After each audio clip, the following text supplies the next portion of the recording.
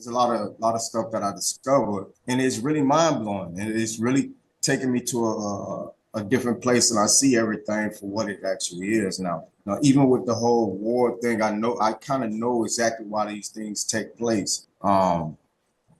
T, you know what I'm talking about, man. I was doing a lot of research when it comes to this place that we live in, what it truly is, and Iran. yeah, I know exactly why. You know what I'm saying? A lot of this stuff is taking place, and I understand why, or understand why that there's kind of it almost feel like there's nothing we can do to stop it. It's because it was all based on design. It was supposed to happen. A lot of the stuff is supposed to happen. So, but it's eerie, dude. It's like when you start realizing that, like, literally everything is a lie, it becomes very eerie, especially to me. And I'm gonna drop a gem real quick. I think I told T this a while back. Take your time. Okay, so when you want to go to the origins of things, the number one thing you tend to do is try to or to the source of a situation. What you do is you look into the past. Every time you try to get closer and closer to the source of any information, you tend to go to the past. So what I started doing was I started doing it literally. I want to get to the source of everything. I want to find out the source of apple trees. Let me see. I found out that apple trees is not even natural to the United States. Did y'all know that? They brought those seeds to the United States. I'm like, wait, what? I'm dead. I'm like, apples, like a lot of these plants. So then I started saying, you know what? Let me see the first time that we took a picture of a fruit. So I started looking at all these black and white photos. You could Google it. If y'all don't believe me, look it up yourself. There is no pictures. All the pictures in black and white in the United States, there was no fruit trees even growing in the United States. It was just land. There was no food here. So if there was no food here, how do you live off the land if you got nothing to eat here? When you start looking at a lot of those pictures, there was no, and the only animals that you will ever see on a photograph is a horse. There's no dogs, there's no cats, there's no birds, there's nothing. It becomes very eerie to me. Very eerie to me. Now I say something is odd about this, something is off. And when you look at a lot of the pictures of like a lot of the ancient so-called buildings, or should I say a lot of the buildings that they claim that they built in the 1800s, when you look at the people and the way they dress, and you start start researching like certain type of tools that we used back then, you would obviously find out that we did not build a lot of those buildings that they claimed they built in the 1800s. They were still before that because we just ain't have the tools to build them. I think the electric drill was created like in the early 1800s, but yet still you would need that tool to structure some of the buildings that they claim they built in the 1800s. So how did you build it without the tools? So that's the stuff I started doing research on. And even some of the old churches, and bro, I know you done did a lot of research when it comes to like these ancient churches. When you look at these churches, you see nothing but demonic sculptures, demonic like statues, and we're talking about ancient churches. The original churches or the oldest churches that's still standing right now, they all look like devil worshiping. They don't show nothing about Christianity. I don't see nothing Christianity holy about none of these ancient churches. It all seem to be demonic. Gargoyles, devils, demons. I'm like, yo, this place is something crazy. And the last thing I'm gonna tell y'all is this. When I started looking for like ancient coins and like some of the oldest coins, and you know, because I wanted to see, like, try to trace certain situations that took place in the 1500s and before. If you don't believe me, you can look. I'm telling you, it's just a quick Google search. Google coins made in the 1500s. There isn't any with no dates on them. They will show you certain coins or whatever, but there's no dates on it. But we know for a fact that we've been dating things before that, supposedly. So when you try to look at coins and the pictures and stuff like that, you don't see any dates on them. None at all. I think the oldest you will see is like something from the 1600s. That's when I started tying everything together. They said that we was in slavery for 400 years. If you go 400 years back, where that take you? To the 1600s. Anything before the 1600s, your information becomes choppy and blurry. Everything started to become very theoretical, if I want to use that. Yeah, theoretical. It's all theories after the 1600s. So I'm thinking that us as a species, we're very young. We're a very young species, and we can't go beyond 1600. There's no undeniable evidence to prove that we was even here during that time, except some documentations where we know that they can forge that. They've been doing that since the beginning of the printing press. They've been lying since they created the printing press. So anybody can mock up a documentation saying, oh yeah, y'all did this in 1308. Well, show us the evidence for it. Oh, we can't. Show us the evidence of the 1400s. We can't. We can only just tell you what it was. So that's what I've been on a journey, man. I've just been trying to putting a lot of pieces of the puzzles together. And right now I believe that we might, if we're lucky, I think I might have evidence to prove that us as a species, this version of humans might not be no more than 500 years old. It's like like the universe has crazy mind. Because guess what? When man up the first time was they're linking up now. Everything down. You don't even probably know this broke down what they call in the day arterial. How I know that it's because I'm researching arterial. They're saying there was no money as we know it before the 1500s, because they said we've been slaves 400 to 500. But before that, when the land ourselves, it was one pre-Babel world of, and it was calling coins was called tokens. That shit in it. The coins back then weren't called coins, they were tokens. And it just represented your level of expertise in the Gale system. And I know when I say Gale system, if you don't know Gale system, Dread, then you know what I'm saying about like money ain't, they reinterpreted what the money is. And you want to go into that form like the fiat government, the new way we look at money under the small hats, and like, if there was coins before this, it wasn't used this same way. It was a different system. You know what I'm saying? Yeah, right. Yeah. But you're 100% correct. We do use the monetary system a lot different nowadays. Because even before then, before money existed, we had a bartering system. What they say, and I do know a little bit about the Tartarian. I remember that it was you and it was another brother, Mark. It started with him. I forgot his name. He talked about it a little bit. You know what I'm talking about? He talked about it a little bit. Jesus, it wasn't. I want to say Martin Kenny, but I think a bit before that. Yeah, I think you know what I'm talking about. It'll come back to me, but I do know a little bit about it. And you're 100% correct. But it was one more thing before I don't want to lose my train of thought. There's one more thing. Let me know if y'all can't hardly hear me because I'll turn my fan off. But there's one more thing I want to bring up too before I lose my train of thought, and then I'll go back to this. Have y'all noticed that every origin story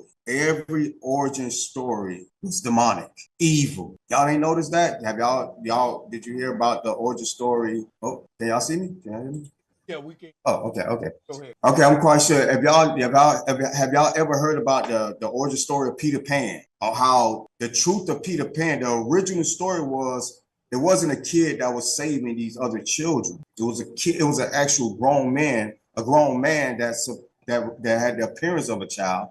He was kidnapping children. And when he take them to Neverland, they claimed that the kids never grow up. And the reason why is because he unalived them. Anytime a child became a certain age, he'll unalive them to make sure that they be unalive as a child. This is the original story of Peter Pan, right?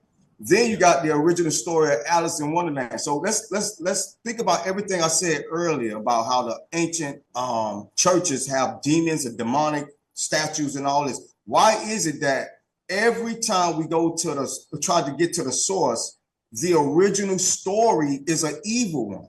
So when we look at Earth, you remember the last time we had a conversation, I told you that I myself think that Earth is actually hell. And what they did was they have dressed this place up. They call it Earth because it sounds better than hell. I would rather be living on a place called Earth than a place called hell. So if you look at all the things that's supposed to be the original, why this place tends to show us that the original state of Earth was based off chaos, destruction, slavery, you know what I'm saying? Genocide. And the evilest people on Earth always rule. There's not one time that you could point to me in any history, I don't care where people was 100% free, dog. know what? But you breaking down. And hold up, before I even go to this, because I got the Greek OG, like Marcel mix. I'm on hold, but I was about to take you to. I remember. First of all, I'd like to say big salutes to Body Bag, bro. Body Bag. This is a great occasion for everybody on the panel, man. It's so nice to hear you, bro. See you and brother, to hear you and brother together again, man. And we literally jumped off the stage together, man. Chasing this unknown information, man. To be at this point, man, it's a great moment, man, for all of us, man. And you guys will always be my brothers from another, man. Till we meet, bro. Until we meet, man.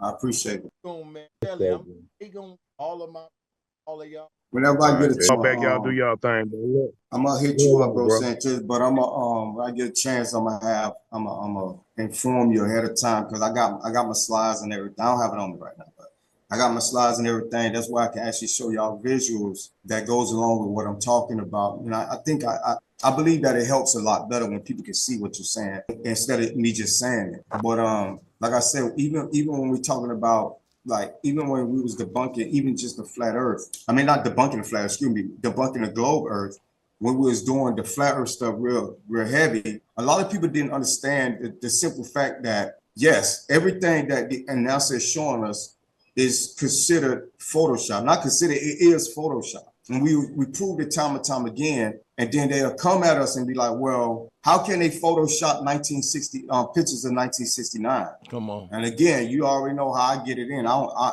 refuse to lose. So what I did was I say, you know what, let me see when Photoshop was created. And kind of find out Photoshop was created shortly after the first photo was created. Y'all do understand that's the 1820s. So let's get this straight. Photoshop was actually created in the 1800s. And if you don't believe me, you can Google it right now. The only difference between the Photoshop in the 1820s and Photoshop right now is two main components. Blue screen, green screen. Right. No. They did it by hand. They did it by hand back then. They did it manually. They manually Photoshop pictures by hand back then. We use AI right now. We use software. Right now, it's digitized, and they changed the name. Those are the only two things. Back then, Photoshop was called photo manipulation. It does the exact same thing, and they show you an example of an Army veteran where he was out to war, and they Photoshopped him inside of a picture with his family, so it made it look like he was home when he really was at war. They did that, mind you, they did that in the 1800s. Yep. So if they can Photoshop in the 1800s, you telling me they can't Photoshop in 1969? Come on with it. Hey, Dre, remember now, they took all that black and white World War I, World War II, and made it look like it was shot in 2026. There's color and everything. Yeah. Right. And they used to use, and matter of fact, when you read it back then, they was more upfront with their BS. Because when you read it back then, it tell you straight up, photo manipulation was used for propaganda purposes. Political purposes. Mm-hmm. It tells you straight up that they use this to push out propaganda. And you can't in order to push wars. Bro, this photo shit came up out of Operation Paperclip with them Nazi Germany. And you can't tell me this ain't the September 11 trick. Mm-hmm. When they first... Now, they probably brought it out before September 11, but I know for a fact, September 11, everybody that was talking about photo manipulation, them videos was going down. Yeah. You probably had one went down. I had a bunch of them. Yeah. And the ones they didn't take down, they'll put the little Wikipedia thing underneath it. You know what I'm saying? I was like, this is crazy. They do not want people to understand, you know what I'm saying, a lot of things that's going on. But to flip it back to what I was saying, where Earth being actually held, when you look at, again, let's look at the Pope. You can look at all the pastors of these mega churches, and you can look at what we're dealing with right now today, including the war. I don't want to get too deep into the war because I know they like to censor that stuff. But even when you look at the I call them, I got a name for them, the jewelry people. People that sell jewelry, we'll just say jewelry. The jewelry people, small hats. Y'all have to, when you follow their history, y'all do understand that their religion is, their people is the ones responsible for unaliving Christ. You got to remember, these people is the opposite anyway. Their religion is the total opposite. So I don't understand how Christians can even follow them. Even though I don't mess with any of these religions like that, But just the common, we talking about being just logical here. These people are the same type of people, or their belief system is Christ was a false prophet, so they had to get rid of him. He was a liar. He was just a regular man that was pretending to be God. We had to knock him off. Them people, that's what them people are on. So when you look at them, they call us Goyas. Them people believe that they're the only real humans that walk the earth. Do y'all not understand that? Oh yeah. They don't see white, they don't see black, they don't see Hispanic, they don't see nothing. If you ain't them, you're not human. Yep. And you know what's crazy though, Dread? The people that's saying everybody else ain't human, all of the ancestors said that they was non-player characters. And what's crazy about these people, they put a little black cube on their forehead. That's a Teflon. That is the chip, like an ancient Neuralink brain computer interface, because the people who don't got the chip, it's their soul that's controlling their body. And when your soul leave your body gonna die. But there's some other people on this earth without a soul, in replace of their soul, they got this little chip. And that's like and humans can do that too. Like when they say you selling your soul, you can go get the chip like a lot of people think Kanye did. And now you don't got free will no more. You running on the hive mind. It's almost, it reminds me of the Wizard of Oz. There's a scene in the Wizard of Oz that even as a young kid, I didn't never understand it. Is that there's a scene, if y'all could go back and watch it, and I promise you, you will never see the movie the same. There is a scene where they're walking down the yellow brick road, and the motherfucker with no brain is leading the pack. Now you make that make sense, please. I'll wait. The with no brain is in the front, and everybody's following it with no brain. Make this make sense. I'll wait. Thanks. Why is everybody following the dude with no brain? Yeah. Why? That makes no logical sense. When you look at the world today, that's what we see. We see a bunch of brain dead people leading the pack. We see it on social media. You see it when you walk outside. You see it when you going to buy something to eat. You see it everywhere you go. Yeah. This is the world we live in right now today, man. And then some of these people, go ahead. No, that Lango plane, you got the Holy Ghost, dude. And some of these people, and bro, we've been talking about this for so long now. Some of these same dead brain people are now in high positions right now. Y'all have to understand that nobody's living forever, right? Or they're not going to have these positions forever. So when you go back 20 years ago, you're dealing with a judge that was a little younger. But what happens when it's time for that judge to retire? They got to replace him. You know who they replace him with? They're replacing him with, or her, with somebody that's brain dead, because we done dumbed down society. That's all of the people left. Look at these kids that's growing up. They're going to have to fill in some of these positions, man. So now when you go to court, you're like, Your Honor, I got evidence here and there. Your Honor, he just as dumb as a box of hammers, and he's sitting there throwing a book at you for petty. Why? Because he don't even know no better. He's a goofball. Dealing with a bunch of goofies. Don't even know the law. Yeah. Literally, people that's walking around know the law better than the police. That's facts, though, and I'm from law enforcement, and I know that's fact. Come on, man. Come on. We live in this world is chaotic, bro, and it was built on it. And I think that when we realize where we at, we can navigate it a lot better. Like me, even though I know Earth is hell, it does nothing from me. It don't take away from me. I didn't just give up and say, oh, it ain't no point. I just know how to navigate, and I know how to protect myself, and I know how to protect my family a lot better. You know what I'm saying? Because I understand it a lot better. Exactly, bro. You know what's crazy about that? People will hear all this truth we hearing, and they'll be like tripping out, going crazy. And you watch some of these sci-fi movies, it be in the hood.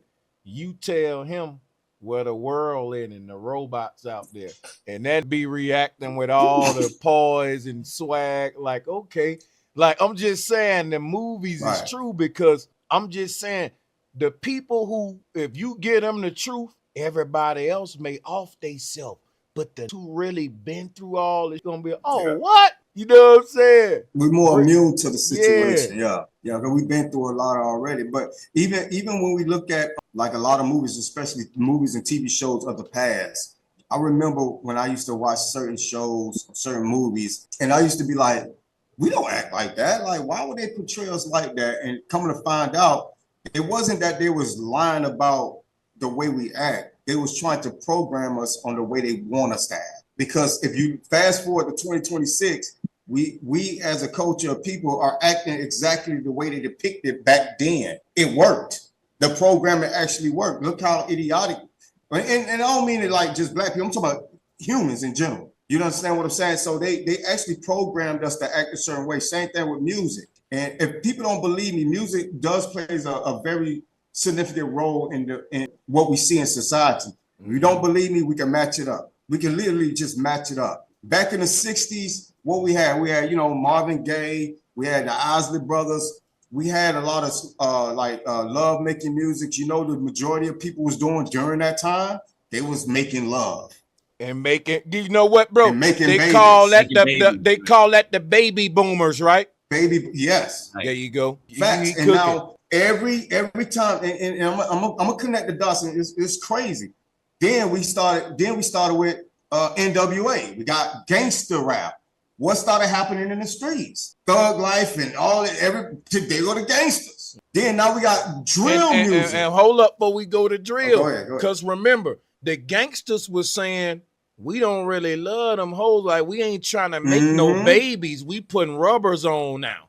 Right. Yeah, you got it. And dudes wasn't, and you started seeing the breakaway of the family structure. You started seeing everything start taking place when it comes to society. And now we fast forward to drill music. Drill is all about unaliving people. And that's exactly what these kids are doing to each other right now today. And the reason why I brought all that is to say this. If you know for a fact that the human body is 80% water or liquid, and you know there's an undeniable fact that vibrations can interact with water. We see it. We seen it. I'm about to pull this up for you. Cook. We seen it. So when you put that vibration out into society and your body is 80% is made out of water, that frequency, what you think is happening inside of your body when they playing that drill music and you listening to it? It has an effect on all of us. And we act like we don't know this. They've been knew this stuff, man. Oh, yeah. They've been knew this, and they understood that how powerful frequencies are and how it actually interacts with us. And you know what's crazy? Part of the system. Go ahead. When you think about dreads, we came up in the South, you know, go to the club, go to these concerts. Back in the day, it was 3 6 Mafia. It was literally, bro, it wasn't lit if then nobody get popped or head then get bust. And I ain't gonna lie, I would see, just like in church, people will go off into the trance with the choir and the organ. You look at the Dogon tribe, they go off into the trance when they going into their little singing and chants. And when we in them clubs in the South, man, that is literally we going into this trance. Like right now, I can really right now. It's making me feel, bro, like I'm high. I'm feeling right. Like I'm on some, like I wish a nigga would play with me right now. Like, you know what I'm saying? Absolutely. Like you can tap into that to where I ain't thinking about what happened, none of that. I want a nigga to play with me right now. And I've seen go down in the club, Nick, like just cause the wrong song got played. So it can't tell me that what you just said was a lie. Cause look, ain't fine to Teddy Pendergrass. Hell no. Ain't nobody getting that beat the Isley Brothers. Right. You feel me? So and I remember being at a club young when Tell the Club Up came out. Niggas started getting their head jumped on. Like, bro, it was like at that age, you know what I'm saying? I can admit I wasn't nowhere near awake. You know what I'm saying? I wasn't nowhere near, just like probably the average teenage boy, you know what I'm saying, is just out there just being a teenager, you know what I'm saying? And I didn't know that the music had that effect on me, but one thing I do remember though is that sometimes I used to listen to Pac. Pac was one of my favorite artists of all time, Pac or anybody, and it did have me to a point like I wish somebody would just look at me wrong, you know what I'm saying? And not knowing, I'm not aware of this music is doing this to me. And I'm bouncing, I'm feeling the music. You know what I'm saying? I'm already on cloud 1 million. I'm zooted out my mind. I wish it just look at me wrong. It's the music, man. And they've been You just made me think of it. Hold up, because South the South, bro. When they say tear the club up, he come from a certain era in the South. Because that one song right there, think that's just the title. No, the club get tore up when they play that. Literally. You know what I'm saying? right. So like, and then another one, we'll be here all night naming songs. I know. Head, but like when Lil Jon said, "Throw your hood up, put your hood up," man. Listen, you can't be on a dance floor if you a buster or a weak, because everybody on the floor is throwing up gang signs when that come on. And if you is scared to throw your up, listen, that's the era. You feel me? And it just morphed now to drill. So you was gonna take that dread and morph the drill. Go ahead. You got the right. So now we got, like you said, we got the drill music, and you can clearly see that it also has that same effect. Now let's think about this. I was thinking about this a while back. I don't think they would ever do it because they'll lose control. But if they was to literally get rid of all this type of music and bring something that's actually the type of music that we should, or our ancients used to listen to, the society will almost change instantly, like literally, because there's nothing you can do. You won't be able to resist. That's why when you listen to jazz music or soothing or anything that's soothing, you know what I'm saying? And let's not get it twisted. Even our plants are affected by certain music that we play. Are you about to go deep now? Yeah. You already know. Even our ecosystem is affected by the music, the frequencies from the music that we play. I'm quite sure most of y'all have already seen that somebody. You finna go to, hey, bro, yeah, I'm back, bro, up with this Rice Grain, the plant where they played the rock music, one group better, and even Rice Grain. Right, and when they played the rock and roll music, the rose started to whittle and die. They played the soft music to the other plant, and it blossomed just blossomed, and it grew full. And I was like, wait, what? That made us slaves one on that music that we was on, because they made the plant die. Facts, you got it for sure. Right, and we created natural frequencies. You understand what I'm saying? We created natural frequencies. We used things that we discovered from the earth, and we used those tools to make music for one another and to get in tune with our highest spirituality, or our higher selves, our higher consciousness. That's where we was at. When we was untampered with and untouched, before other people came and corrupted us, that's what we did. Regardless of you think the earth was hell or not, because I even made a connection to why our ancestors was doing the things that they did, why they lived it so peaceful. They understood what this place was too, but they also understood how to escape this place and how to maneuver around this place. But they knew what the higher purpose was, and that's something that we need to tap into as well. Yes, we know everything around us is messed up, but that don't mean we have to entertain that madness.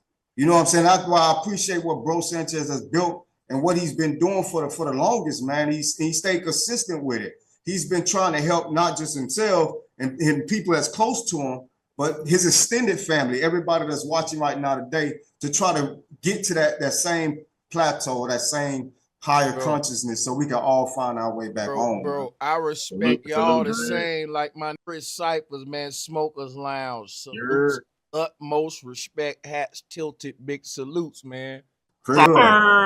Salute. What's happening? Hey, y'all remember that song? We some head buzzers. We some head buzzers. Hell yeah. Hey, that was one of the songs that had standing around a club looking for some, bruh. Like you are not lying. And the crazy thing is, as an engineer, as a sound engineer, we deal with this on an EQ level. So the EQ level has to deal with the frequencies from the low to the high, just like your chakras, from the low chakra to the high chakra, and it's color coordinated the same way. So I know, by frequency, I know what's hitting your throat chakra, your pineal gland, your whatever, your sacral, your root. I know it all. Facts. You know what I'm saying? So that's the music is a big tool that's been used on us for generations, yo. And we have to pay attention to that. There's a reason why every promo have a jingle. Yeah. You see what I'm saying? It gets them to do exactly what they want them to do. They control us I mean, 100%. Like you said, a jingle is to get you to what? To go out there and purchase their product. Yes, if they sir. put the right frequency and the right sound together, every person and their mama gonna go out there and try to buy that product. You feel me? So yeah, you go ahead. You got it. Look, and I tell you, Dredge, you everyone, or you said earlier, you know, about tapping in, you know, to higher self and to higher consciousness, like what everyone is doing, you know. And I've learned a lot from you and Bro Sanchez and even Cypher here. I've learned a lot, right? I've learned a lot by just straight listening to you and then double checking what you have said. And so what I did was, guys, I said, all right, well, how far can I go back with this a spiritual belief system that was original? And look what I found, y'all. Look, the Aboriginals in Australia and the Khoisan group tribe in Africa said this about the belief system. Check this out. They said, before anyone was around, before the Greeks, the Romans, Egyptians, and all this, this is what they said. Look, this is what they said. They said, look, the soul exits the sleeping body and moves through other realms. They also said that encounters in dreams are real encounters. They said that dreams are the primary channel of contact. Dreams are also considered as sacred messages, not hallucinations. And they said dreams, not hallucinations, right? And then they said that dreams are the bridge to the spirit realm. Yeah. Right. And thank earlier, it's weird how it seems like everyone on this panel, like we're on the same wavelength, because you gave homage to Bobby Hammett, Brother Panic. They were all on this frequency here. Crazy shit. Yeah. Let me tell you some humbling shit. Because I'm from the Bible Belt, man. Yeah. And no one was understanding. I treat anyone disagree with me like you're a furry, and come to find out, like, I didn't know a lot of, like, for example, saying y'all is Baphomet. This thing was Baphomet. It was like, I was one of them, right? I was kind of at that bro pan. Like, Baphomet is teaching about duality and balance. Bro, when I'm teaching this about the Baphomet today, it's me waking up to what I'm teaching about the, hold on, saying I don't know why my mic, I'm gonna go to this mic. I hear you. Then I'm teaching about the Baphomet today, though. The reason I'm able to teach it confidently and know I'm standing on something, because a lot of shit people was telling me back in the day, like, for example, right? I knew the earth was flat. I knew that we weren't interpreting these symbols right. But if people follow me, they know what I'm about to say is true, right? I was saying all of these symbols trace back to, like, the mother goddess. Who remember that? I do. Now, guess what I'm saying now? All this shit's traced to the central nervous system. So I've been evolving with but I ain't gonna lie. Bobby Hammett, Panic, all them, and there's some more I can name. I had to humble myself at some point, because I was like, damn, this what they was saying. Yeah. And the crazy thing is, like shout out to you, Bro Sanchez, because I didn't even know about Panic until I got on your channel. Remember when we was back on Hangouts? Exactly. Google Hangouts for sure. Yeah, that's when and I think you played the video of Bro Panic, and I was like, oh, I don't know about him. I was like, let me go ahead, and I already knew about, you know, all the other teachers, Hemic and all that, but Panic was a whole different story. Like he taught me all the symbols and stuff that they tell us that it's all evil, it's demonic, and bam, bam, bam. He actually broke them down. Yeah. And then that's when I was like, okay, and that's what made me pay attention to you more, because you was doing synchronism. You was synchronizing. It's crazy you say that, Chris, because when Panic them was breaking that down, they didn't even know what syncretism was. And I didn't even know what it was when I was breaking it down to Santos Bonacci pointed everyone there. So the crazy that I know you've been around seeing the history of this, just like how we got hip hop historians. You what I call like a real conscious community, modern day history. Like you seeing how this get to where it's at now. Yeah. That's all I'm saying, because like what panic them represent is when start going away from the spookism. Yeah. And then what also is going on, gentlemen, is that we're all maturing here, and this age of Aquarius, where the flood of information, knowledge, and wisdom, we're getting filled with this light here.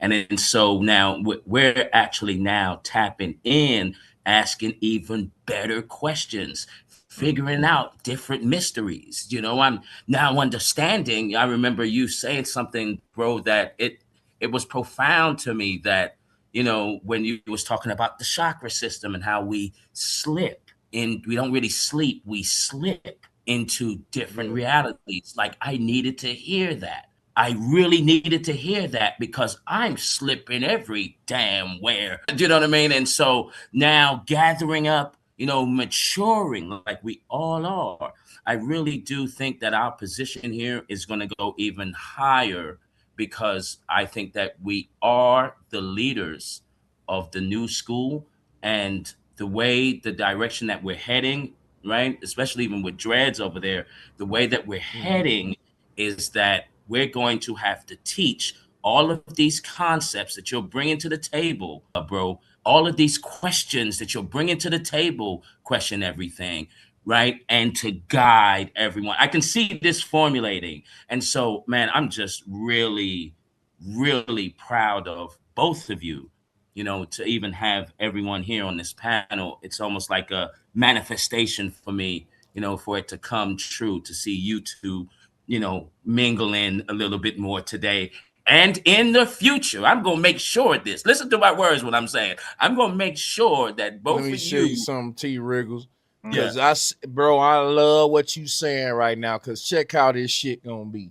You see how we got the old squad. We got Dread, Chris Cyphers. We got you up here. So we see this some appreciate today. Watch this. His homies be on some globe. Remember the old days when we would do the panel pull-ups like yo folks, my folks? Bro, enough said, it's coming back. And what's crazy about now, it's going to be moderated professional. I ain't on the I was back then. So everybody finna shine. KP gonna set up the moderator. Yo homie go against Dread. I go against that guy. Chris going against. Ain't nobody doing debates Royal Rumble tag in style. I'm telling you, we finna bring that back. Tell him. No, Sterling, what's good, Sterling? Hell yeah. Sure.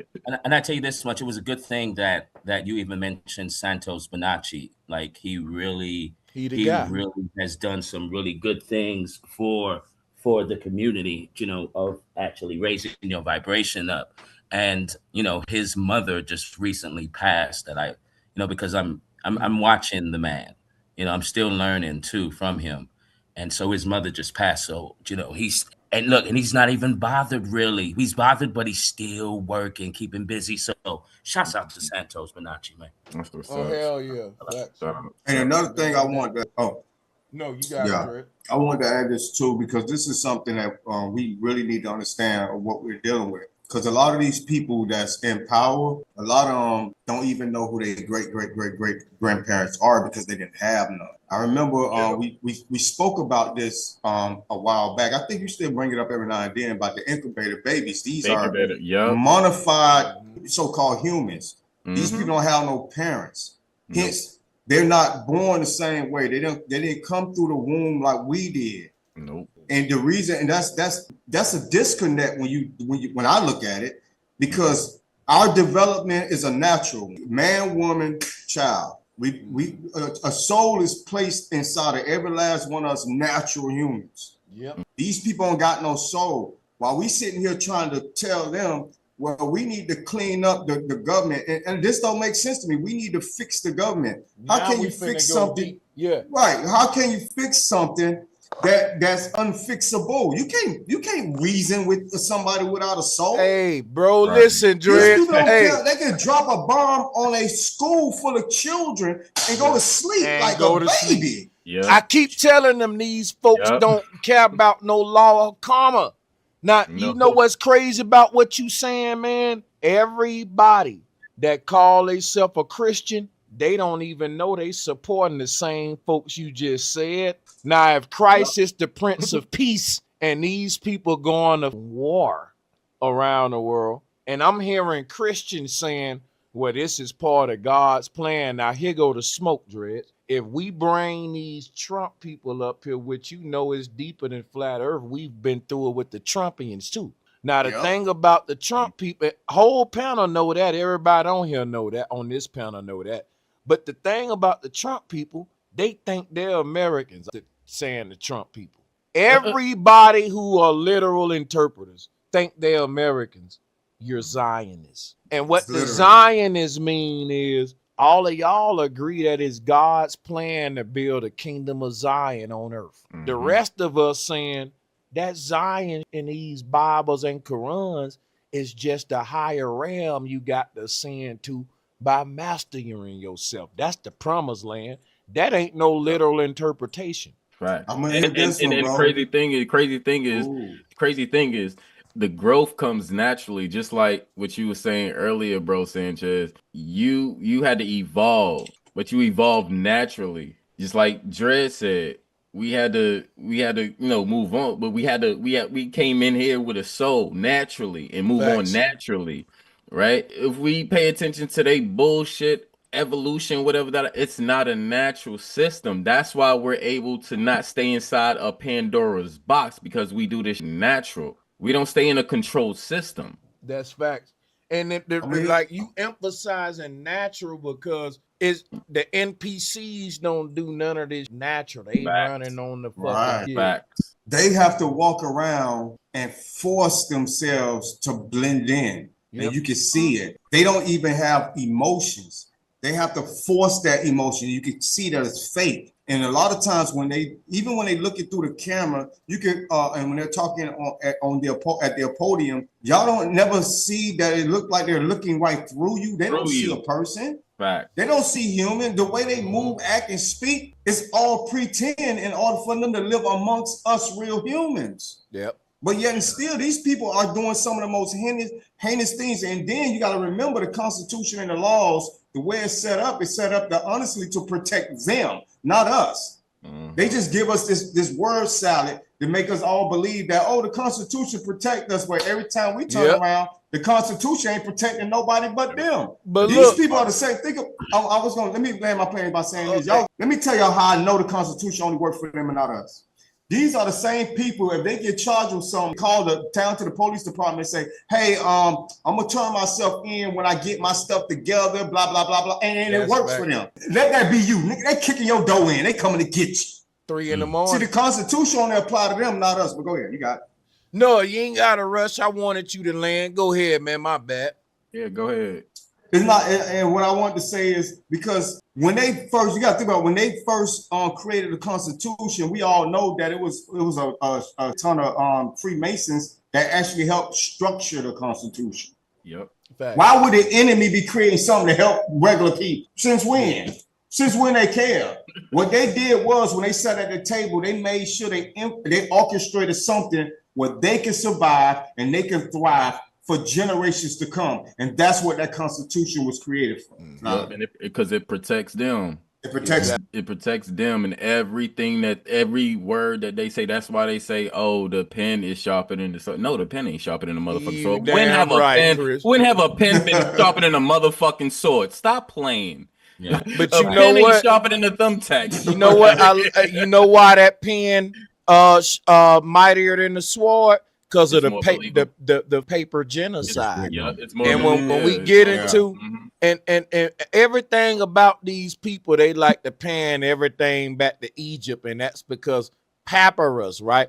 Egypt is where we stop carving on stone and we start getting into scrolls and papers and yeah. And that's when they started revising these Because like I said, I can show you the earliest form of the serpent shit carved in stone, but the new form is the text, the reinterpretation of text, like contract law, the fiat government. That's paper. When Dredd was saying earlier about the Wizard of Oz, right, got the straw man. That's the name. That's your name written in all caps, because the straw man, right, is literally dealing with the version of you that the corporations own. Now, let me break that down, because this is where the shit get a bit spooky, but it ain't spooky, right? The thing is, your body don't belong to you.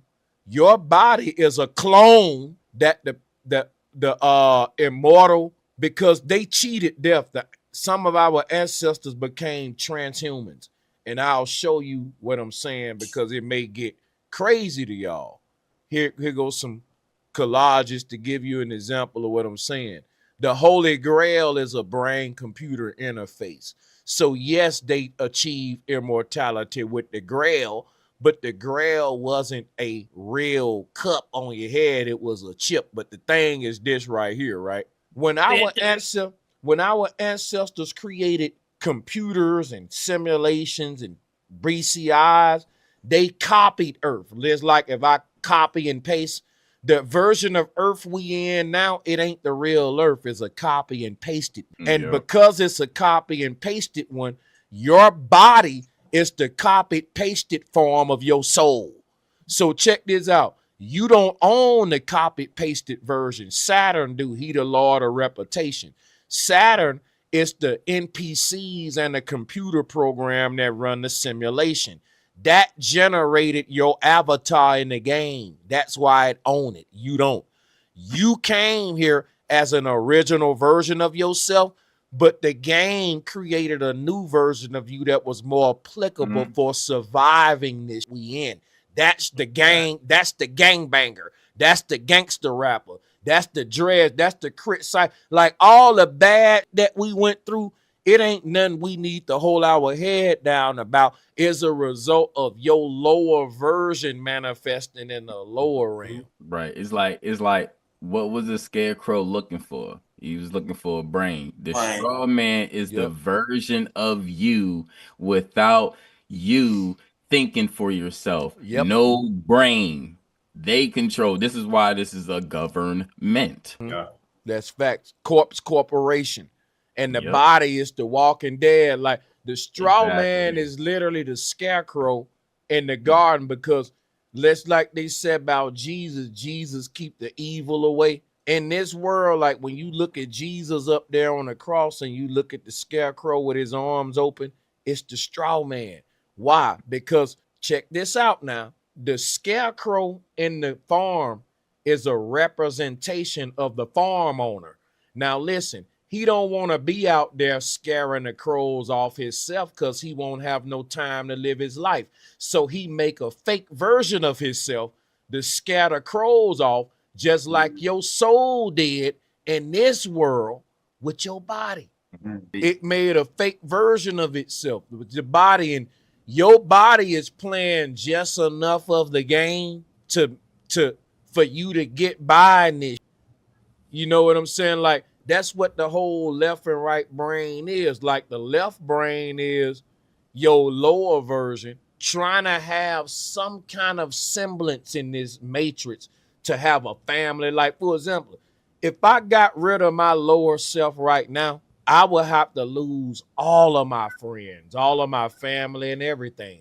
Like I kept some of my lower self just so I won't look stupid at the cookout. Like if you at the family reunion, I'm not on no deep. I'm totally plugged into the matrix with my people. Why? That's a sacrifice I'm making just so I can love on my family and not be alienated. That's like Neo going back in the matrix saying, look, I ain't finna go in here to wake nobody up today. It's my daughter's birthday. Yep, they sleep, but let them sleep, nigga. This the day off. You know what I'm saying? Type, you see what I'm saying? You can't, No. I remember you saying how, you came to the realization, and I think we all have been doing this, shape shifting, where you're at the cookout, you're with family, you're with friends. Yeah, I'm going to dumb myself down. I'm going to shift into whoever I'm around. And if that's family, yeah, well, they're not as awake as I am, so I'm not going to bother them. So I'm going to speak their language. Like you said, I'm going to shapeshift, right? And so to just keep the party going. Right. You know, and I'm gonna be my everyone, straw man. yeah. Adjusting, you just adjusting to his environment. That's what we have to do to survive. So even around our own family members, it's no different. So we go to the cookout, we have to adjust. You know what I'm saying? Yeah. The environment is different, and like he said, he don't want to alienate. I think we all feel like that, man. A lot of times, sometimes this shit could be lonely. It could become very lonely because it feel like, damn, I'm the only one that understand this place or this world. I'm the only one that have this knowledge. I think that's why we share it so much, and we have to share it so much, because this could become a very lonely situation, bro.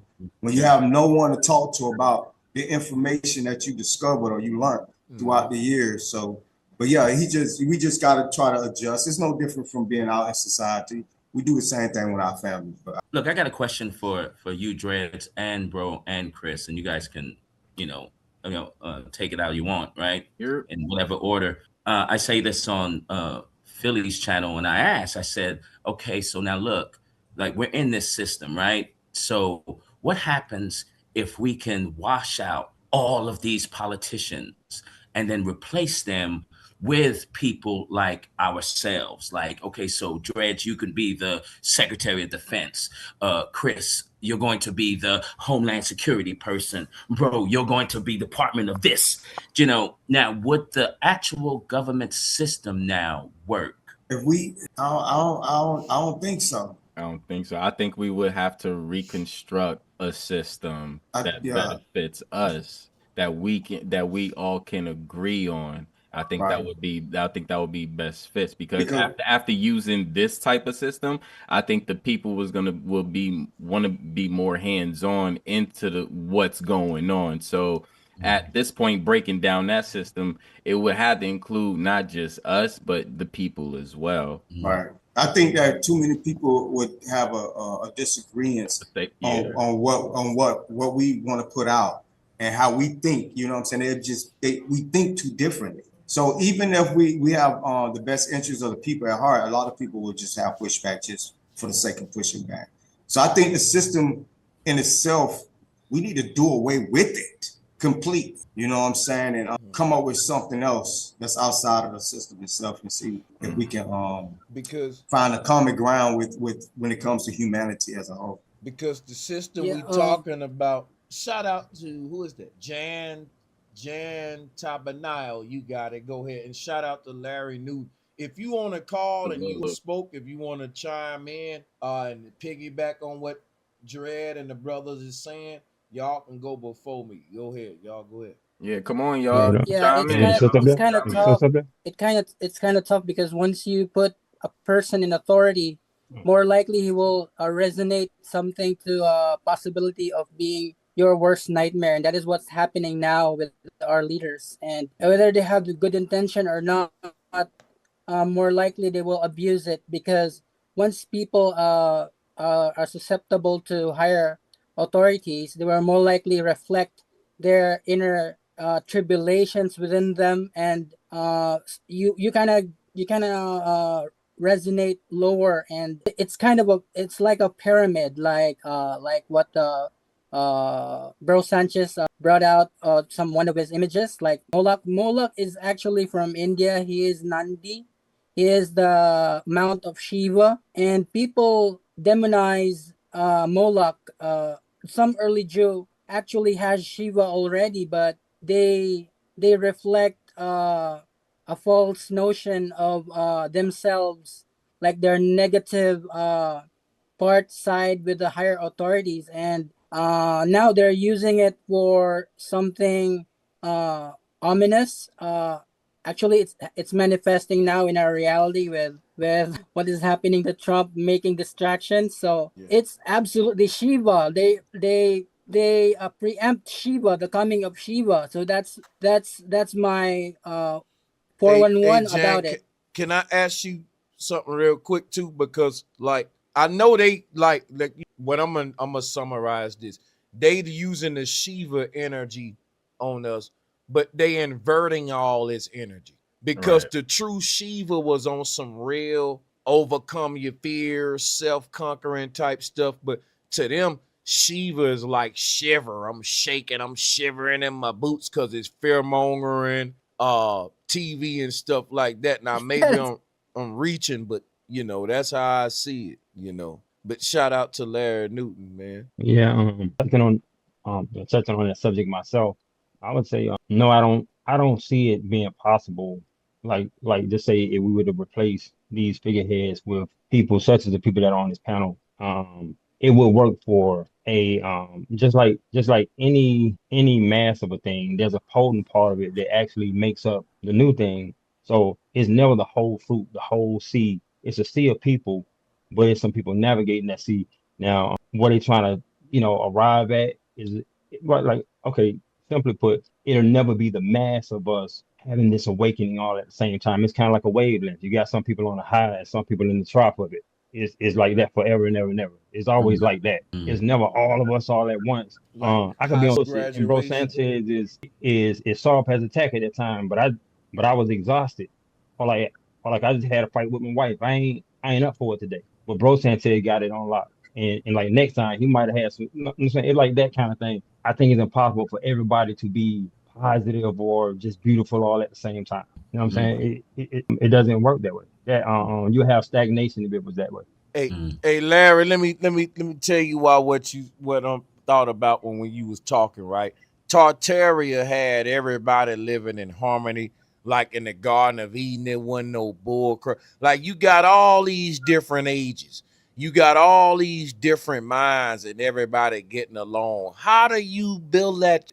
And my thing is like you tell the truth in a way that no matter how old you is, you can interpret it and understand it. So if I tell the truth in a fairy tale or comic book mythology, adults can understand Goldilocks and the Three Bears. That means don't go in nobody else, man. That's them people house. Stop that. The moral of the story with the Three Little Bears is don't go in other folks' dwellings, basically. Now, an adult and a child can read that book and get that same knowledge. So the point of telling stories was to transcend age limits. That's why we had Santa Claus. We had the story of Satan falling. Like all these mythologies and stories and stuff was just so that the deep knowledge we teaching about cymatics and sound and vibration. Why was Satan the Lord over sound and music? Because all this stuff is, come on, see, Dredge, you feel me? Like that's what the whole Killah Priest show is about. So we own that now, but everybody can. This is one thing I want to land my plane with. People who hearing this stream now, I want you to know, if you knew, we ain't been like this. Go watch the earlier videos. This some legit community. People can know they've witnessed us grow to this awakening right here. Like, bro, you see what I'm saying? Like, it ain't no, this is what I'm landing with. It ain't no flex to say, well, y'all wasn't saying that 10 years ago. The only people saying what they were saying 10 years ago is all the religious systems, the church and all that. You see, because they're not waking up. It's stagnant in it. And where is that getting us? In a World War III right now. And I fall back. You ain't BSing around. Because, you know, even when I first came, it was like 2015, 2016, something around that time when I really started going hard body, and this is 2026. It's been 10 years, bro, Sanchez, literally, since I stepped foot into the community. Y'all can see, when I first came, I didn't have no, I'm getting gray hair now, dog. You see, I'm getting older now, man, and I've grown a lot, you know what I'm saying? I've grown a lot. And especially when I was a lot younger, I was a hothead, I was fresh. A lot of people didn't know who I was. I was like one of the first guys that, you know, black guys anyway, with long dreads talking about flat earth. So my ego was pretty high too. And even some of the disagreements me and you had, I wish never happened, you know. But it was a reason for some of that stuff to happen. And I guess it created the man that I am today. I'm way more calmer. Y'all probably noticed that. I still have the passion though. You ever seen two homies get into it and they be even tighter after that, and then it be it was like that, And a lot of people wanted the day to come that we kind of like just stop messing with each other for good. And when they realized that wasn't that type of situation, eventually they had to shut it up. Bro Sanchez is my brother. I clash with him every now and then, but it happens when you got two strong-minded individuals, two very, very brothers that has a very strong ego, and we just wanted our information to get out there. So every now and then it did clash, but we still learned from each other. Like I tell people this all the time. I tend to learn more from a person I disagree with than a person I always agree with, because there's nothing for me to learn from a person if I'm just shaking my head yes to everything they have to talk about. But if I disagree with you, now it forces me to go do some damn research and find holes in what they're talking about. So now I have to learn, I have to teach, I have to study. So it forces me to learn. So believe it or not, even though we used to disagree a lot, bro, know this, I told you this a while back. I say, even though I disagree with you during that live stream, when I get off that live stream, I'm going to research everything you said, bro. And then what he told me was true, I'll come back and be like, that shit we was talking about, man, you was right about this. Or you was right about that. You know what I'm saying? And what I learned for myself was it ain't about being 100% right. It wasn't ever really about being right or wrong. It was about what can I add to this damn conversation?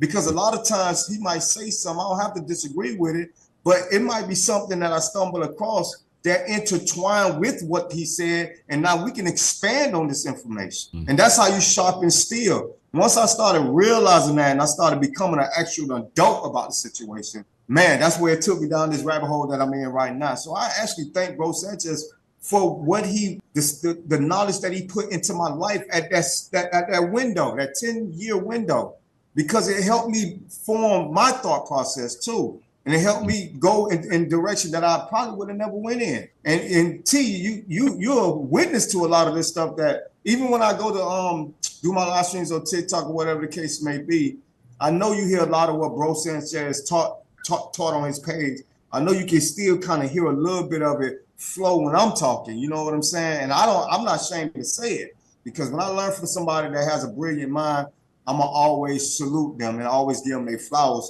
because sometimes people like us, we don't get our flowers. A person will look at us and think we're crazy, we're psychotic, but nah, man. And I know I said this earlier, but I want to make sure I drive this home.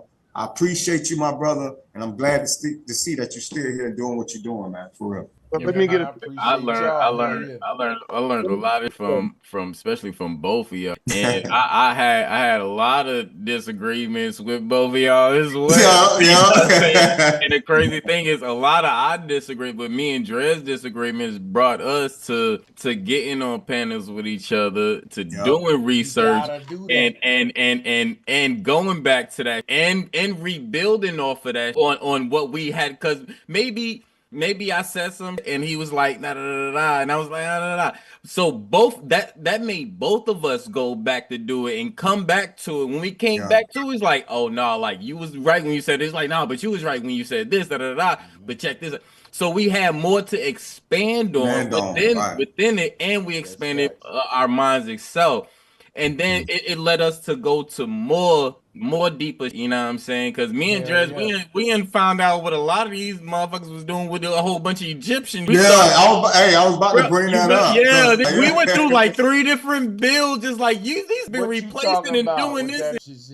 Bruh. I mean, hey, if you want to take it, we can take it there. We can take it there. Because guess what? Why I want y'all to take it there. Bro, I'm going to show you something real quick.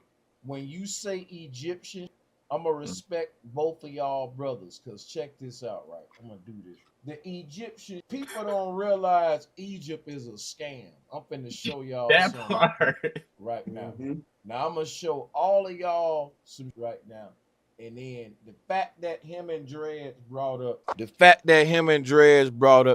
that this Egyptian, I don't know what they talking about, but look, I pinned this on my Facebook. This is post I put up. It was on the 14th. Now this got damn near 1,000 shares. on Facebook, these kind of numbers are ridiculous. But check this out, right? It's talking about how Egypt ain't even Egypt. Look, Egypt was part of Tartaria.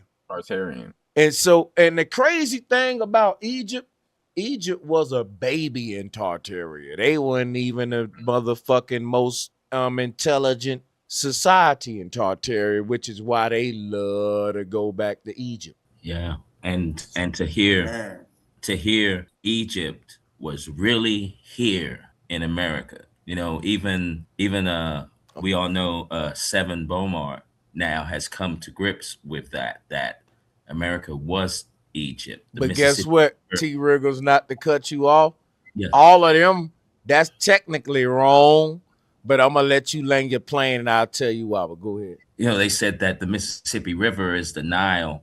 And then when I looked into the Mississippi River, you know, now it travels, you know, from north to south. But back in time, it traveled from south to north. And I thought that was very interesting. And I don't know how that was able to switch over.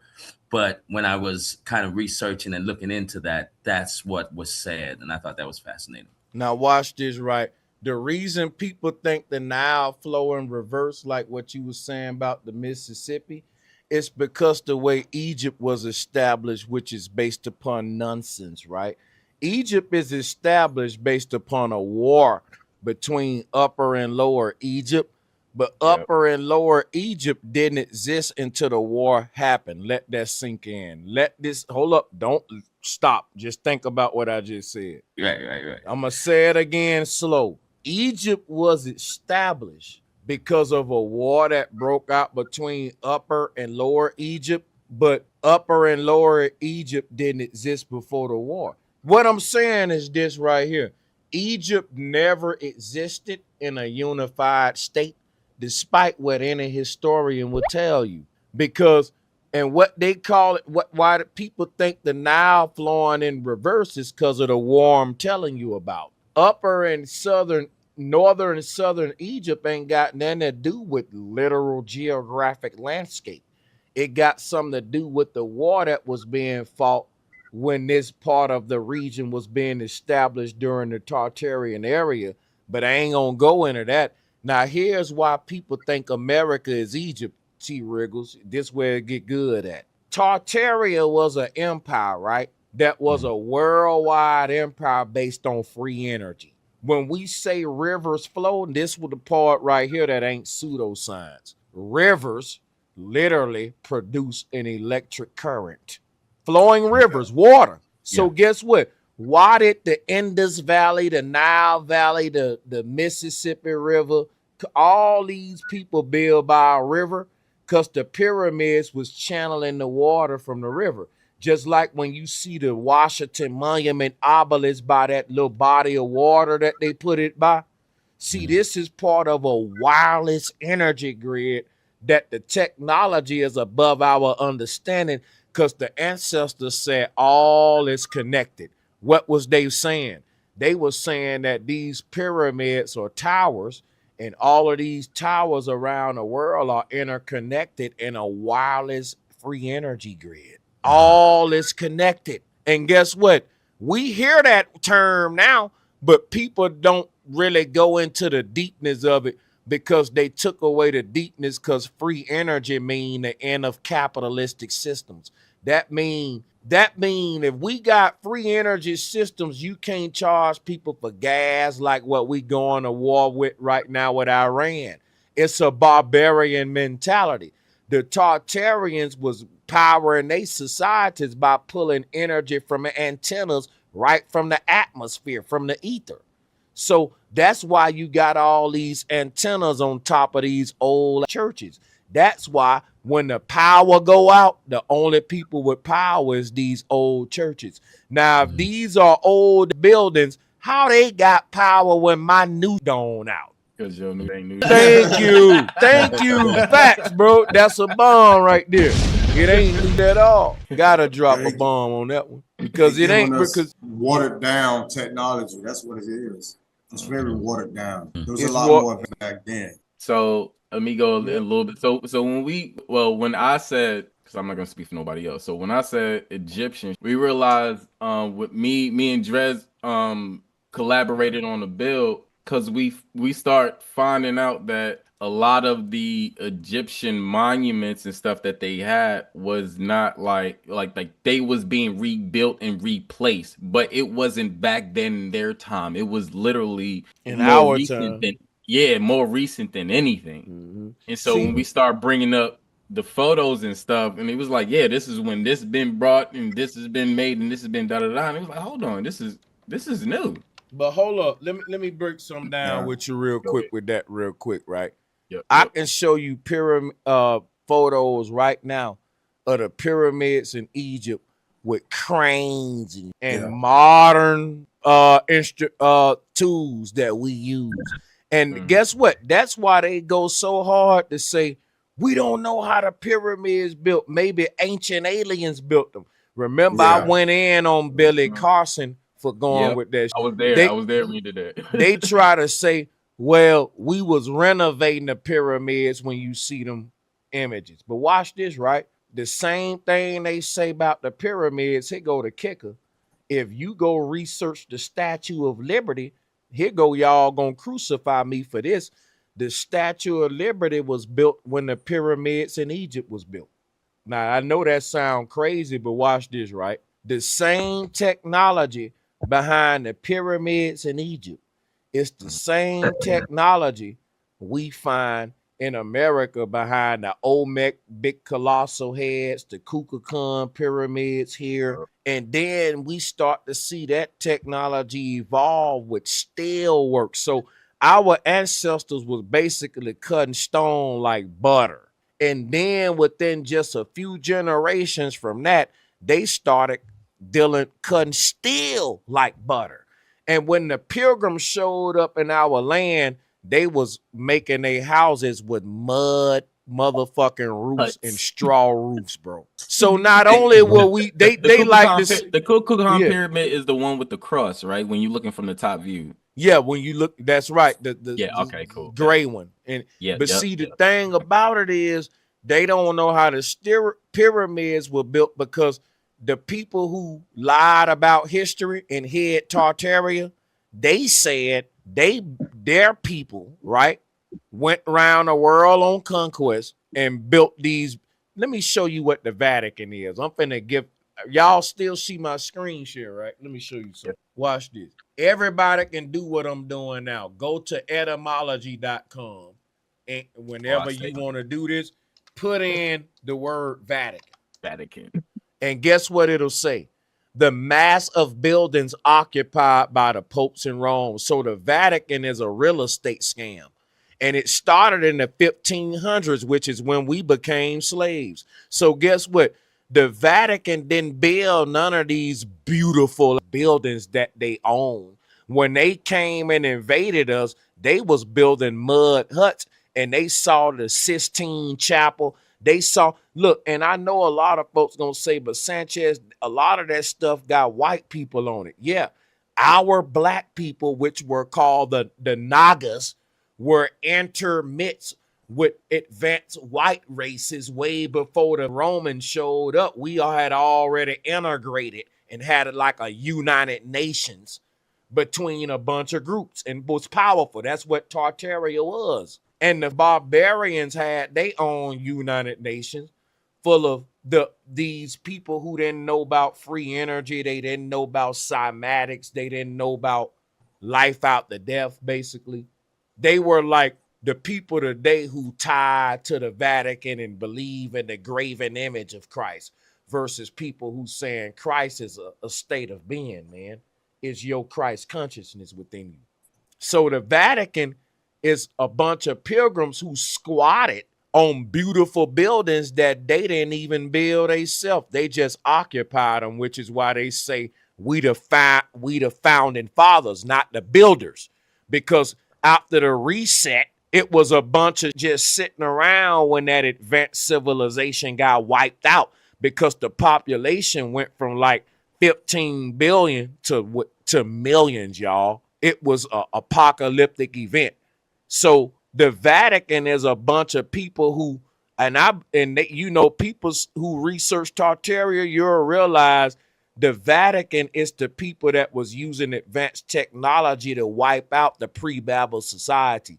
The pre-Babel society was the people that was building these obelisks and pyramids all around the world, interconnecting them wirelessly, creating heaven on earth. The pilgrims said, look, how the hell we gonna tax people if the energy free? We gotta destroy that. And they wrote it in the Bible like, well, God got mad because everybody was getting along, working together. We had to split up their language. And God didn't do that. It was the Roman Empire that did that, and they started speaking for God through the Roman scribes. They burnt libraries. They rewrote history. And the version of history people go on with today starts with in the beginning with Adam and Eve. But when the people was writing that, it was people already here that they had motherfucking wiped out. You see what I'm saying, y'all? The whole concept of the ancient world is a lie. Ain't nothing ancient. The pyramids in Egypt ain't no more than 500 years old, because if you look at this etymology, the word Vatican it only came into the lexicon in the 1500s. That's when we became slaves. That's 400 to 500 years ago. So the Vatican that defeated Egypt, defeated the Native Americans that went on world conquest, it ain't but 500 years old. How is it writing in the beginning? Right. And these people, by their own research, is not even older than 5,000 years ago. So, like, what are we doing? What are we doing? There's no, I said they can't even provide no real evidence and none of that stuff. And that's how we was able to debunk the whole dinosaur story. Yeah. We was able, all this stuff that they claim has been around for a long period of time. We noticed that there's a small group of people that's always the only ones that magically stumbled across and discovered this stuff. The same small group of people that stumbled around and found some new dinosaur bones. I was like, look, it's the same people. It's always this little small group of people.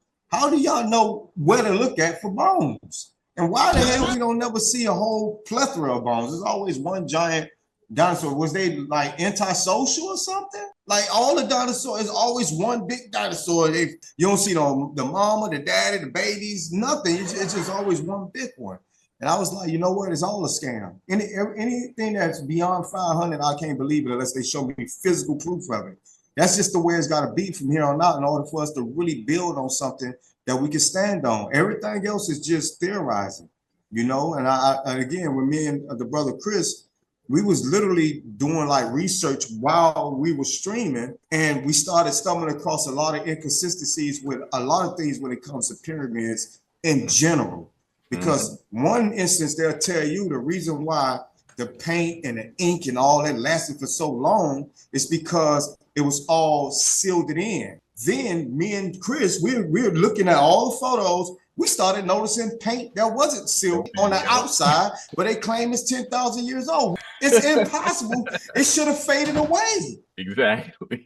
So when we realized this is new paint, new drawings, and we started comparing a picture from the 1800s in black and white, we'll see a butt naked wall, and then we'll see that same wall in 1979, and it got drawings and ancient paint all over it all of a sudden. So we got a wall, two separate pictures of the same location, black and white, nothing is on it, just a brick. In 1979, we got ancient Egyptians got their heads up in the sky, doing all stuff with the sun, and all this stuff. It didn't exist in the 1800s, but it existed in 1900s. Then that's when we realized that these people was playing on our top, dog. It's all bullshit. And the biggest expose was the three guys that got arrested. They still locked up, bro.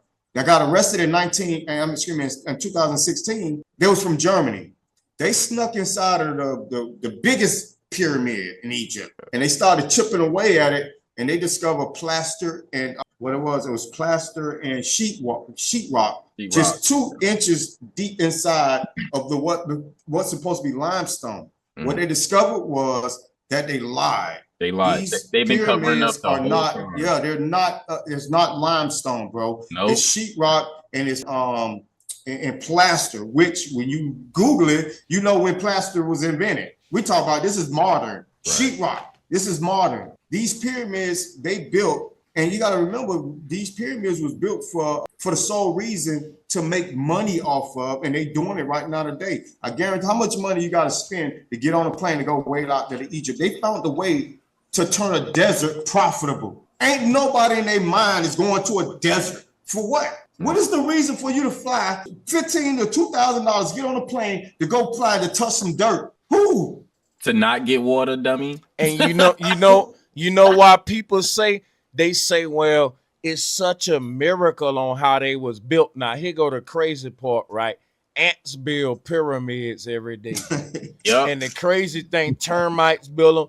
You know why us dumb humans say it's such a miracle how they built? Because we say the ancestors were dumb as who didn't have technology.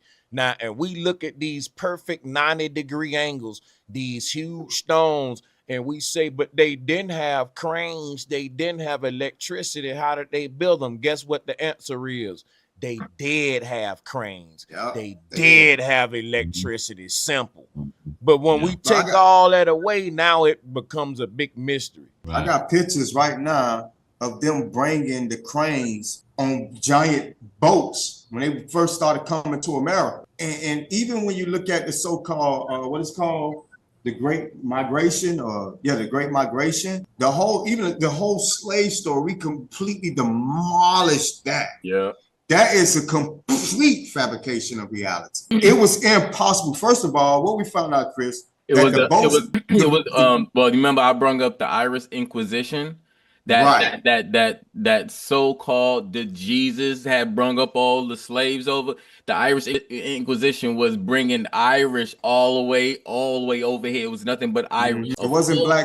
It wasn't us. It wasn't us. And I got that's images. bogus history. I got images that literally correlates with the so-called the transatlantic slave. It was never us. It was a bunch of immigrants that they brought over that don't look like us at all. Come on, you're talking about Irish people, Europeans. They was packed in on these big ships like sardines. Yep. But these ships was made out of steel, man. This is recent. No boat that was made out of wood would have been able to travel 9,000 miles across the Atlantic without being destroyed. If you see pictures of the Atlantic right now, ain't nothing new under the sun. The ocean have never changed its moods, how it goes, how it doesn't. If you check the Atlantic right now and you look at how the steel ships is going through it, you would know there's no way a wooden ship can go through all this pressure of water, bro. Hey, guess what? Because the route is going the opposite direction of what the direction they was coming to bring the so-called slaves. They would have been going against the current with a wooden ship without a propeller. Mm-hmm. Now, what I'm about to show now, right, is the visual proof to what y'all are saying. Yep, that shit. Right, thank you. And the whole reason I'm showing this is because I've been pulling this up for the neo-pagans. Like what I'm showing now ain't even flat earth, Tartaria, none of that. It's me showing that the real immigrants were the small hats or the pilgrims. And that they are telling history in reverse and trading places, right? Because if you look at this image, right, the average black person's going to say, what you mean? But I'm going to show you. Watch. If you pull up the slave ships, right, boom, they show you this. Now, one is cartoon, right? One is real. Peep game now. Peep game real quick. When they gave us these drawings right here, cameras existed. Now, watch this. Yep. The cameras existed. They shot this right here, people. Look, this is what the cameras recorded. Look at the people packed on sardine ships. Now, look, here's what. Now, when I talk about the scribes of Rome, the scribes of Rome are the people that rewrote history. They the people who turned this type of stuff right here to this stuff. And this happened only 400, 500 years ago. So they're trying to make it like Africans came over here through evolution and Darwinism thousands of years ago. But those same Africans that came over here through evolution also popped back up again over here through the transatlantic slave trade to be over here again. Let me show you the problem they got, y'all. Hold on a second. See, the thing about the transatlantic slave trade, it ain't real. It's a lie. It's forged history.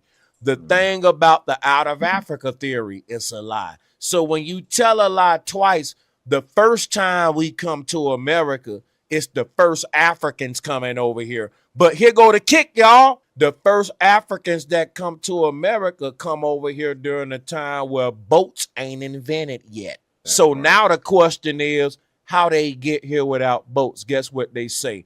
That's Pangea. The lands was connected. And then they give you the barren straight shit. See how when you tell a lie, you got to keep telling. You see what I'm saying? Yeah. The timelines is not matching. It's not timelining. Right. Now, let's think about it now. But you asking the right questions to get there, though. Right. Right. Hey, shout out to my Redden. What is good, Redden? The camera was invented in 1816. Mm-hmm. They didn't abolish slavery until after what, 1860 something? Yeah. So you telling me for almost 60 years, you can't show me a photo. We talking about 60 years. You can't show me one photo. When you type in a slave, just type in a regular slave, they show you, they got one photo, which I don't believe is that old, of that one man with the webs on his back. That's it. That's all you got. Yeah, that's all we got. That's all you get. You get that. But you type in discrimination, right?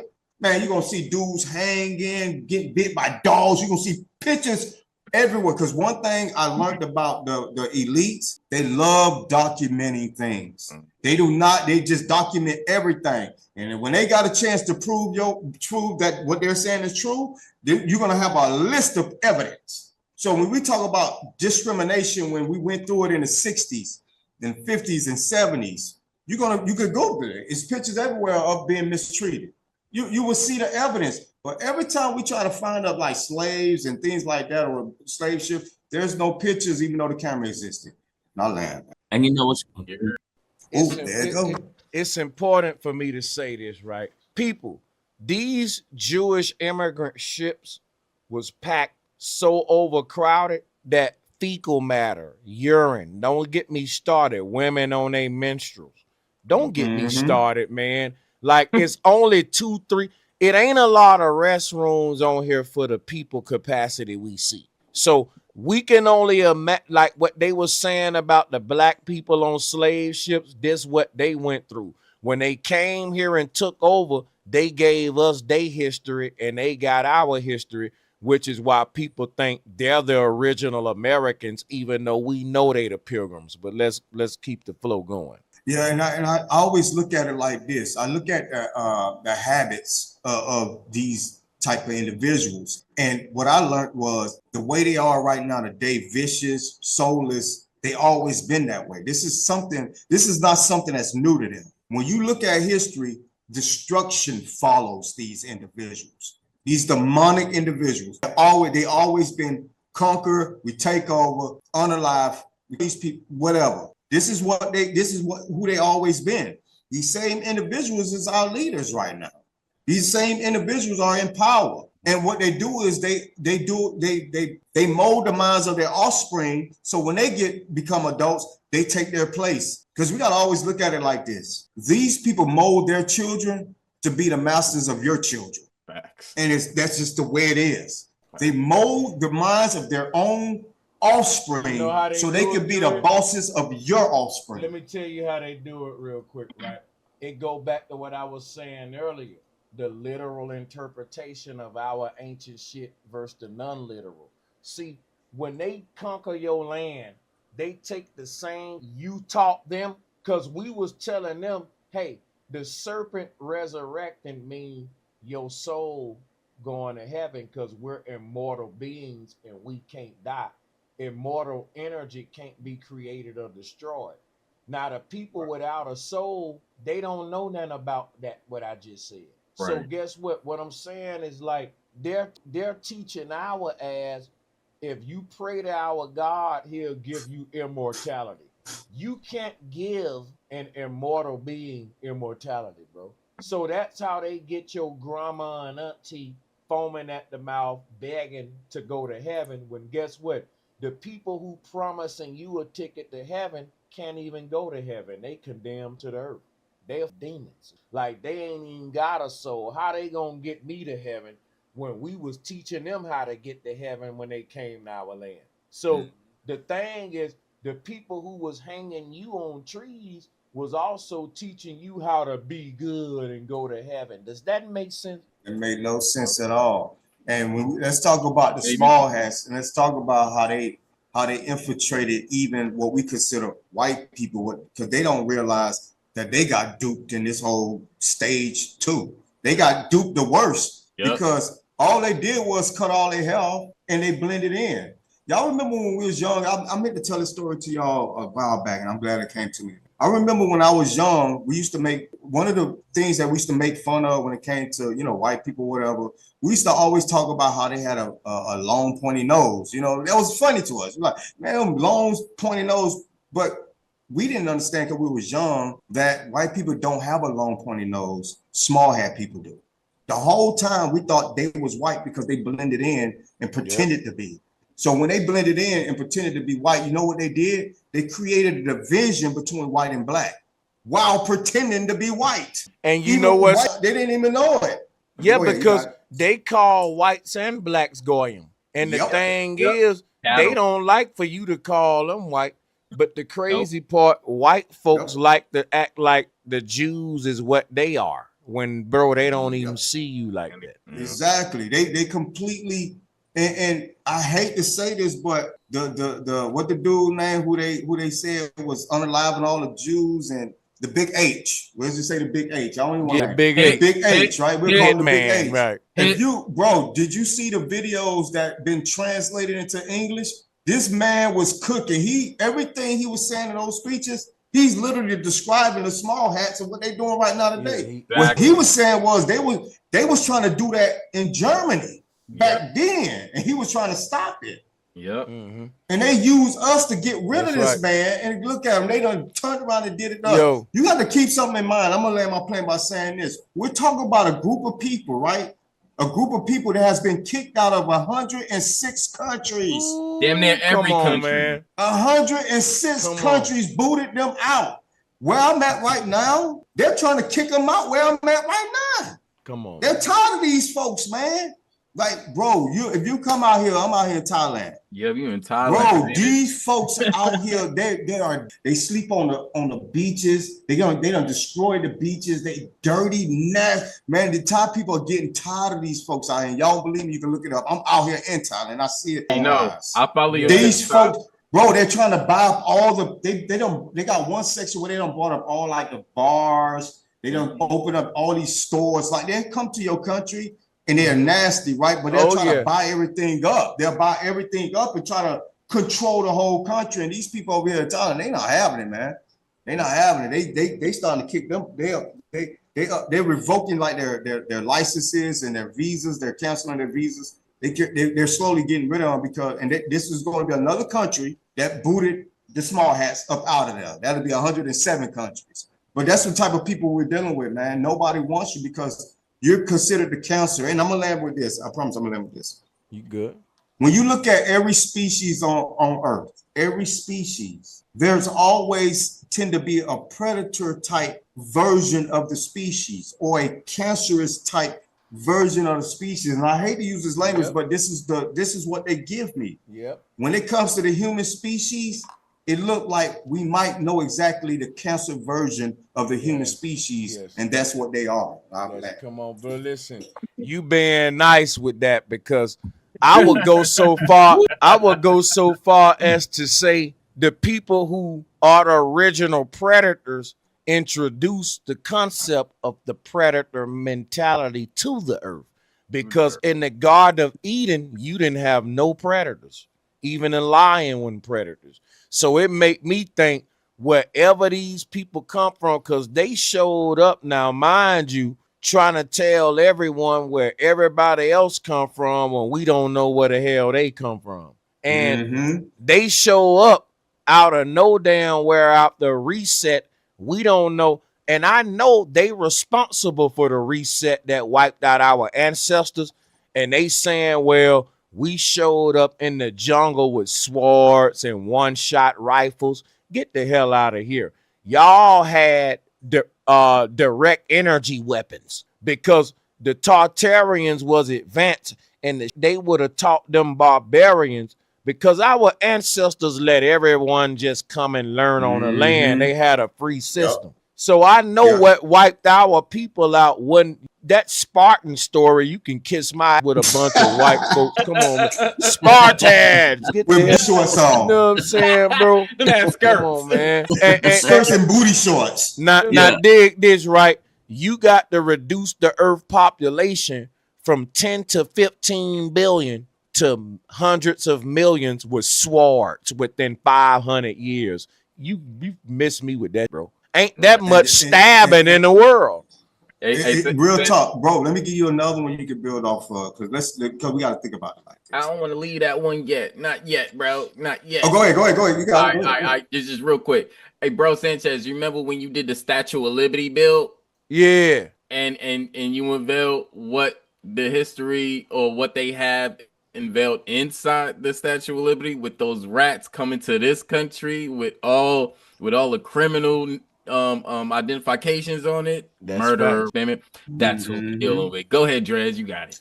I want to break something down to y'all, because this is very powerful. They know how powerful we are. Just they know, because let me just get to it. When they so-called created the airplane, right? The Wright brothers, we know that they probably had technology, or that's stolen technology too. But for the sake of just having a conversation, the Wright brothers allegedly created these airplanes, right? We're talking less than 200 years ago, right? Or roughly around 200 years ago, right? Yeah. You telling me within 200 years, we done found a way to turn a wobbly airplane to jets that can disappear. So what that tell you? That tell you that the advancements of the human mind is very quick. It don't take 1,000 years for us to develop something or become more advanced. It doesn't. We went from bicycles to motorcycles. You know what I'm saying? From horses to cars. We did all of this. And y'all don't find it a little strange that all this took place in the 1800s? You gotta think about the speed of energy, man. Real quick, Dredd, you say we went from bicycles to motorcycles. Guess what? We went from motorcycles to bicycles to back to motorcycles. But you're right. No, he's right. He's right. Just like we went from free energy to talking about discovering free energy. We already got that. But you know what? That's why they call that movie Back to the Future, because we think we going to the future, but we going back to the future. We're just re-arriving at an advanced Earth that was here before the reset. We catching up because they burnt up the libraries, they destroyed the advanced technology, and they started reverse engineering it, repacking it under different names, getting like they created this when you you're right. Let me tell you how sinister these folks is too. Is because you got a small group of people, and I agree with you, bro, Sanchez, what you said earlier, how they came in and they wiped everybody out. I believe that I know that when they came, they wiped everybody out, and they claimed to be the people that they wiped out. Ain't that crazy? They're trying to say that our ancestors, they connected themselves. No, what? Give them 10 seconds to let that sink in. That's what I'm telling. Listen. Say that again. And say it again for the back. Say it again. They came over here, wiped the people out, and claimed to be the people that they wiped out, or related to the people that they wiped out. Those are connected themselves to the people that they unalive. And see what I'm telling, what you just said, Dreads, is why the people who running everything, people think they the real children of God and they the children of Israel. Yeah, they took our story. That's what I'm trying to tell them. So a lot of people who interpret this literally, who going against what we saying, they're following what the Bible called the synagogue of Satan, which is the false. These people who they following ain't even got no souls. If they did, they wouldn't be dropping bombs on innocent women and children right now. Real, man. I'm talking about they get on camera smiling, laughing, joking. They don't feel nothing. Like they feel absolutely nothing, man. And the majority of these people, let's be real, even when we talk about the big E files, you think them people ain't on them? The majority, all, if not all of them, all their names are on that list. They're all a part of that. Hell, they created the system. They helped build the They helped build that island. Watch right. Let me show y'all. Do you see the structures on that island? Look, watch this real quick. Watch this. I'm finna give y'all some real. Just peep this real. It ain't gonna take but like 30 seconds to a minute. Look at this right here. This is a pilgrim house. This is when like Columbus, who was on a wooden ships, wooden house. Look at this house. It's a mud roof with straw. Now, the reason I'm pulling this up is because check this out, right? This is a wooden crane. Now, they said the pyramids and all the stone structures we see around the earth was built with wooden cranes that was pulling these big stones on ropes. It's like what weed root. Yeah. So watch this, right? The pilgrims got to say all of these grand, look at the people, man. Look at how small the people is in relation to this pyramid. Look at this. The pilgrims got to say all of these big monuments that existed before them was built with the same technology that they was using. Now, let me ask y'all something. If somebody can build a stone pyramid, can't they build a stone crane? Why would I build a stone pyramid, right? I'm going to build a stone pyramid, right? And I'm going to build a wooden ass crane, right?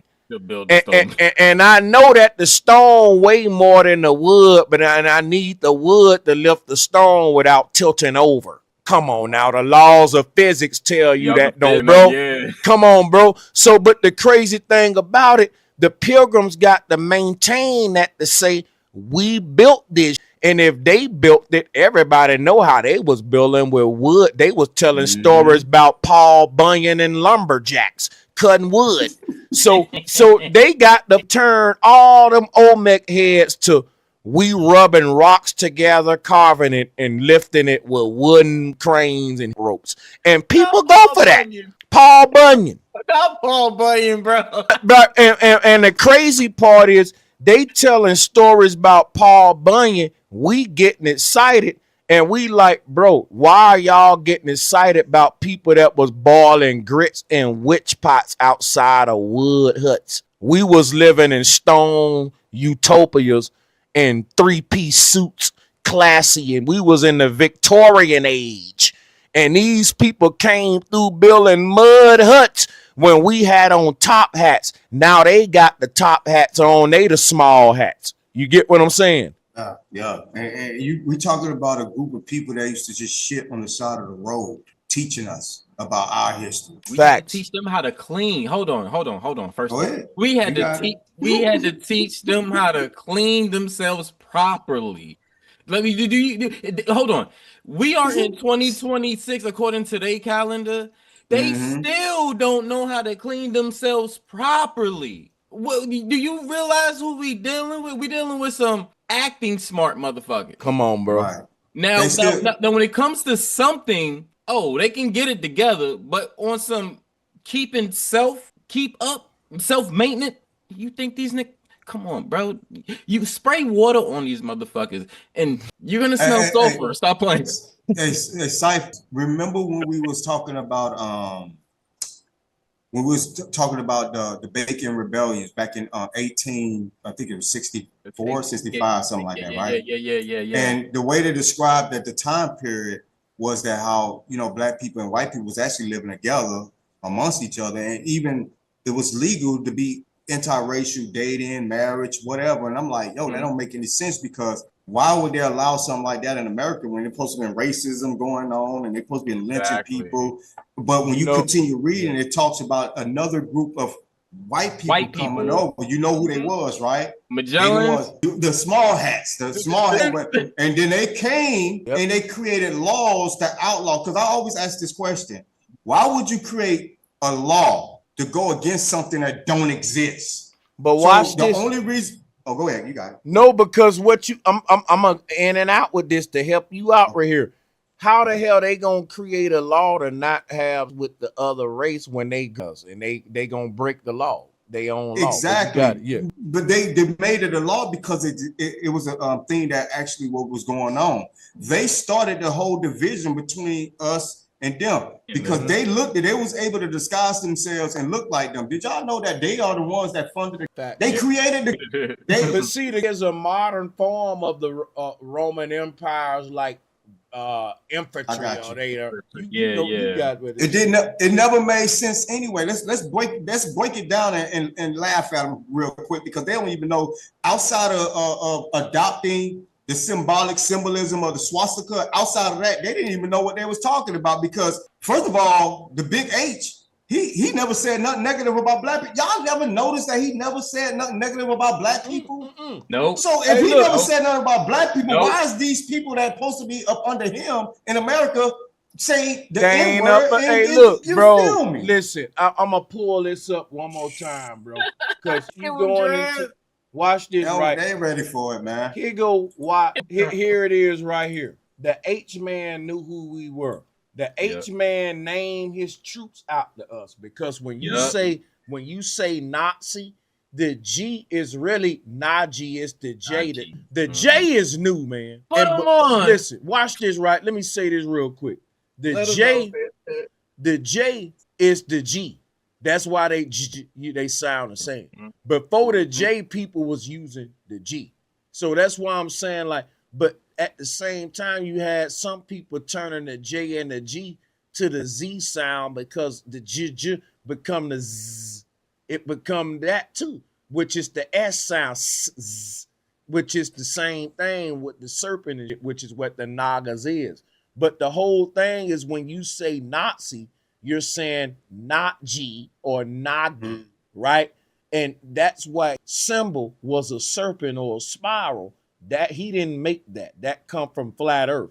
The reason everybody in the world, remember now, the United Nations didn't exist until rose to power. That meant that every nation in the world was beefing with each other until rose up. They said, look, we got to unite against this one motherfucker. Now, what was it so dangerous about? I'm finna break it down now. Was finna come out and talk about free energy and flat earth in the 40s. That's why after they got rid of Germany and they came with the space program because it was teaching back in the day. See, we couldn't speak German because all of that was in like old German language when he was in power. You get what I'm saying? So when they reinterpreting that today, again, that's why I put the etymology up. Everybody walk with me. When you pull up the etymology of Vatican, it says right here what this say, y'all. It say see what? See Vates, right? Because the word Vatican come from the word Vates. Let's go to Vates. Look at here. What does it say? A Celtic divinely inspired poet. Why is that important? We got the Boston Celtics on the East Coast. The 13 colonies on Boston and New England in America, they wasn't Christians. They were Celtic Druids and they was practicing barbarianism and paganism. Look at what this say. Faith, poet. These are the scribes of Rome. But people think Roman Empire is a Christian empire when the Romans didn't believe. They killed Christ. How can they be Christians and the Romans crucified Christ? So the Romans was teaching about the Greek gods, Venus, Mercury, Pluto, those 7 Greek gods of Olympia, which became the 7 planets in the solar system that NASA teaching y'all today with the Vatican. That's what I'm telling y'all. Like, y'all think a lot of people think they following the truth. They following the Roman scribes, which did what? Spiritually aroused them like succubus. And what did it do? It made you mad. It made you frenzied. Not because Sanchez said it, but because the etymology said in the 1620s. Now, prove me wrong. Your God is on a wooden cross, which is why it come from Woden, which is Odin, which is wood. You worship a graven image created by lumberjacks who was carving wood, and it ain't even a god carved in stone. You ought to be ashamed of your goddamn self. If you gonna worship if you gonna worship a graven image, at least get you a rock, not no goddamn wood. Now you really went to the lowest of low with this Celtic Yiddish. It ain't nothing American about it. It's Zionism. It is a wooden god, a new people that just rose to power with a literal interpretation of deep ancient. And they didn't even know how to carve stone. They god was carved in wood.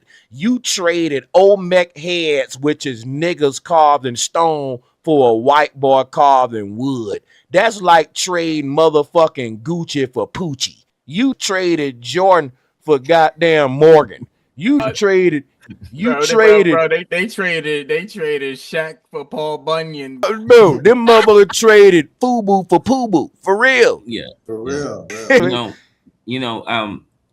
With this catastrophe that happened back, that was really deep. This catastrophe that happened back in the days, in Europe, they have very sophisticated, and when I say sophisticated, tunnel systems. Now, bro, if you can bring up, and I have a theory, because to unalive all of these people that were magnificent, like where would you, because like Dred said it, they love to glorify their achievements. If you look at some of these catacombs, these tunnel systems, especially the one in Paris, and you can see what they've done with all of these people. They've put all of these skeletons and the bones under these tunnels. It's just some of the most amazing thing I've ever seen. The tunnel system is amazing, but to basically outline it, like using skeleton bones as wallpaper, like it looks totally demonic of what they've done. If you ever take a look at these tunnel systems, you'll see exactly what I'm saying. Even under the Vatican. Watch this, right? Shout out to Dreezy Dre. I forgot your super chat, man. Shout out to T Wriggles Cooking. But he said a word vacant is in Vatican. That's crazy, fam. You spot on like always. Hey, I'm gonna cook on what you saying, Dreezy Dre, about vacant when T Wriggles land his plane to honor the super chat, man. Salutes to you. I landed right there. Because when he say the word vacant is in the word Vatican, it goes back to the etymology I'm showing here. He throwing me the alley-oop back to what I was saying. See, the people who we call in the Vatican, let me show y'all some, Dreads, because I know y'all gonna go on y'all channel and help fight this fight. Look, the people we call in the Vatican, they are a bunch of primitive barbaric pilgrims, right? Who are really squatters. So the squatters didn't know how to build, like the Vatican owned the pyramids in Giza. The Vatican's own the 7 monuments around the world. You got to ask yourself, how people that just popped up out of nowhere 400 years ago own some of the most complex architectural structures on earth when the houses they was building looked like this? Squatters. So squatters. And that's why when he say Vatican is vacancy, they literally get their name by what they do, y'all. You can't make this up, which is why I'm putting their name in etymology, and it's telling on them. Their name don't even relate back to no tribe. It don't relate back to a people who got a history. It don't relate back to none but some empty buildings that the Rome occupied. Read this for yourself. Squatters. Read that. If I pull up anybody's history in this, it's gonna relate to land, people, and history. These folks ain't got a history. Their whole existence is linked to some empty buildings that they squatted in after a reset, which goes back to what Dred said. They had to now assume the identity of the original homeowners. Squatters. You can fact check this, because what I started doing was I started looking at the so-called ancestors of a lot of these people, like the Rothschilds, the Rockefellers, if you go far back enough, after a while, you're going to hit a brick wall. And what I mean by brick wall, there's no information after a certain point. But when you talk about just regular people, ours go on and on and on beyond that, because we actually come from real people. I believe that these folks, like you said, they don't have no soul. They was created. And these folks, they're cancer, man. They're like a parasite or a virus, bro. The way they operate, you know what I'm saying? The way they operate, the way they move, and the way their whole being is a being of a parasite. And they're sucking the life out of everybody, man, or trying to, you know what I'm saying? Like they just destroy everything they touch, they destroy it. Sound like an adversary of the game to me. Because, man, right, even when you say the word, because I'm going to tell you what I really believe, bro. Think about this, right? There was 10 to 15 billion people on the earth. After the reset, they started genetically modifying humans. And guess what? The new humans that took over the new genetically modified earth of humans that started to rebreathe the earth is who we calling the Jews. They're not the original people of the earth. They're the leaders of the mutants. They're the leaders of Frankenstein. And even when you say the name Frankenstein, the word Stein is Jewish. Oh, I just got a thought, right? Check this out. Now, the word modification or the word modified, right? When we look around, especially in 2026, if you really pay close attention to what is happening in our ecosystem right now, what they're doing, they're modifying the food, they're modifying the air, they're creating fake clouds. What it seemed like to me, they're trying to modify our ecosystem to suit them better, because they themselves are modified humans. And they can't properly survive this environment. They terraforming can't survive their world. But you know what I believe though, and this I was at some point, right? I was saying the same thing you just said.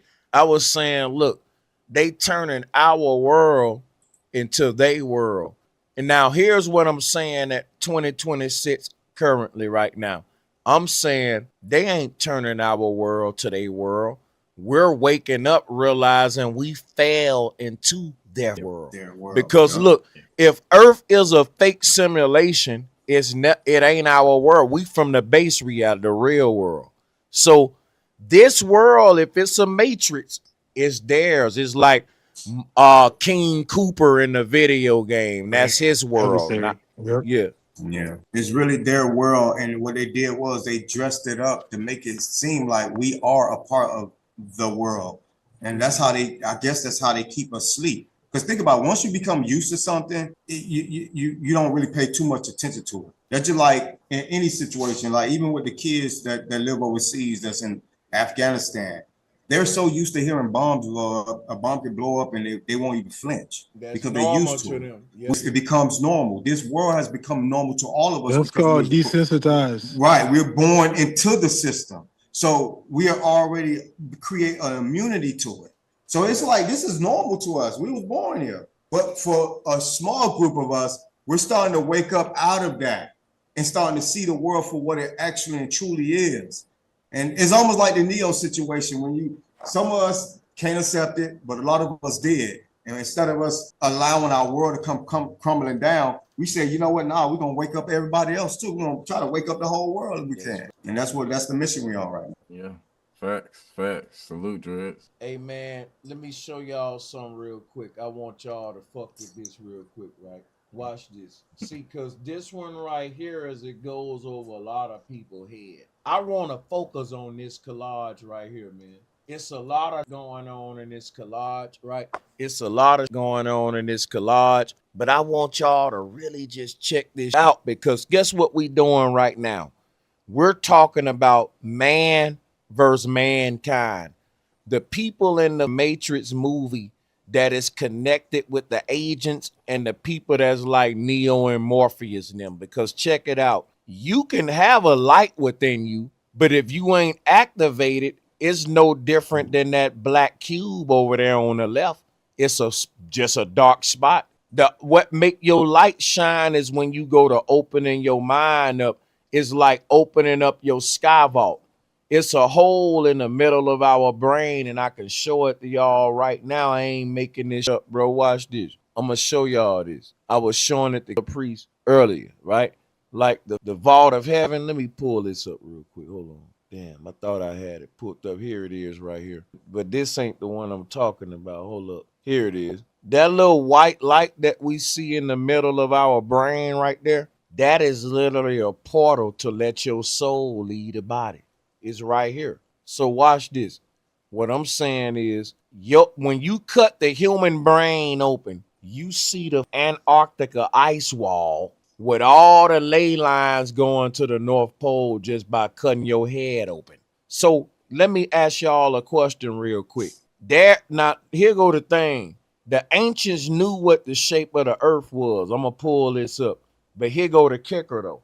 The ancients didn't have rockets. The ancients didn't have nothing that would allow them to get up to the highest point where Polaris at to look down and see what I'm showing you now. So how did they make something like this? Even Mercator made this map, but guess what? There's no place on Earth, y'all, where you can literally go up high enough to see every continent at the same time. Do you know that the Mercator map is not a real physical possibility any human can do? There's no vantage point physically on Earth that can give you a map like this. This map come from Mercator being in a blimp or an airship traveling around the Earth over years, mapping it over time. He didn't, like a lot of people may be naive. They think that it got so high he looked down and no, bro, that ain't how this go. But that's what I'm saying. How did the ancestors knew that the earth looked like this without seeing it physically?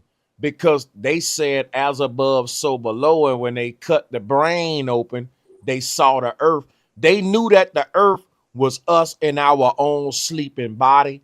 Like if I walk up to you in a dream and say, hey man, what is the earth? Like if I walk up to you in a dream and I be like, yo, what you think the stars is? What is the earth?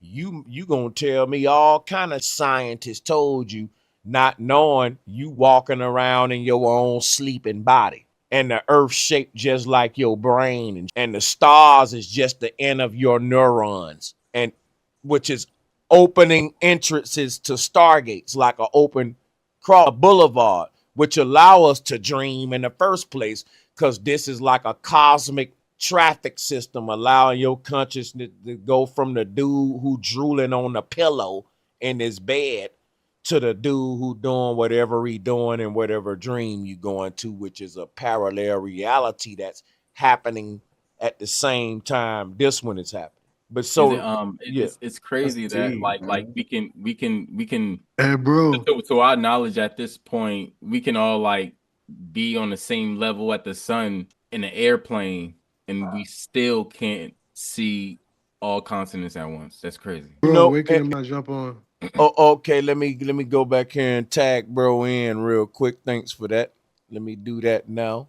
Shout out to Awakening Minds, and then hold on, y'all. Let me do this. Awakening Minds in the building. What's happening? Stop the share. Could I add a question to y'all right quick? Oh yeah, hell yeah. Go ahead. Hey, listen, I've been stuck on this sound frequency thing, and I was wondering about the bell, how they dismantled the bell all around. Maybe the frequency from the bell maybe identified these people. They changed the frequency of the bell, so little bells and stuff, because like some people would like use the bell like if they don't have like a like one of those bowls to Tibetan bowls, Tibetan bowls, like if they don't have that, like some people would use a bell instead. And I tell people, don't bring that in here, because mine is all like protecting. You're gonna disturb my energy in here. Well, that bell is at a frequency, and you're not protecting nothing. You're actually opening yourself to allow things in and leave yourself unprotected. No, he's saying Chris, that they got rid of the bells, period. Hold up, Red, and I got you too, because both of y'all right. But what Chris is saying is this: even before they got rid of the bells, they was see the bells gotta be tuned. Everything gotta be tuned. Like you making any instrument and not tuning it is a disservice of the instrument. That's why we in the predicament we in, because your body is a musical instrument and it can't your soul can't lead this shit till you tune your right. Yep. So everything gotta be tuned, which is alignment. Like, but the whole thing is this right here, right? The like what you saying about the bells used to can heal, but after the reset, see, here go the part we missing. Acoustics is everything. Like if I tune my guitar to my garage, I gotta retune it when I go to your garage because I'm tuning it for my environment. You feel what I'm saying? So what happened is after the reset, the atmosphere different, the sky ain't the same, the pressure different. We don't even have the same oxygen level.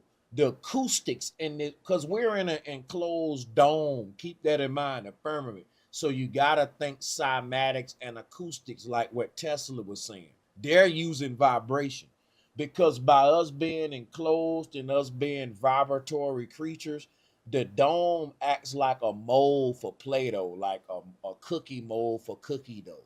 And it now becomes a game of who can terraform the environment, can shape the auric frequency of every man and woman. Like Tesla said, he who controls the ocean controls the fish, which is to say, he who manipulates the ether kind of decides the fate of every sentient being that don't activate their pineal glands. So it creates a situation to where either you're controlling your own body or they controlling it. Ain't no in between. The in between is gone.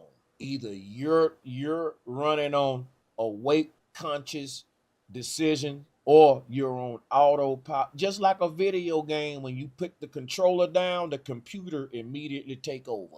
You know, and this is the real life. The moment you stop thinking, just like in the Matrix movie, people got souls, but if they don't think for themselves, the agents literally control them, and the agents can literally shift to them and become them. It can be your family, it can be, bro, anybody in this that ain't activated this level of awareness, they can be manipulated by the hive mind as an agent against truth. And this is how Jesus was crucified. Now, the story wasn't literal, but it's showing you even Jesus' close people around him and his disciples was like, yeah, that, because the easy path, this is the narrow path. This ain't the path. The path is, hey, we learned this coming up. Just repeat what they told you in school. Don't challenge it.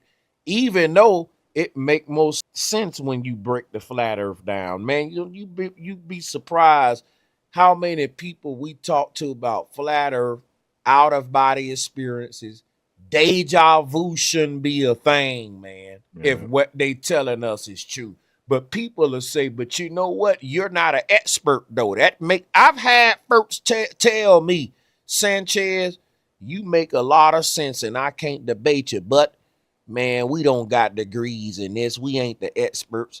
That's because the Roman Empire made this kind of conversation.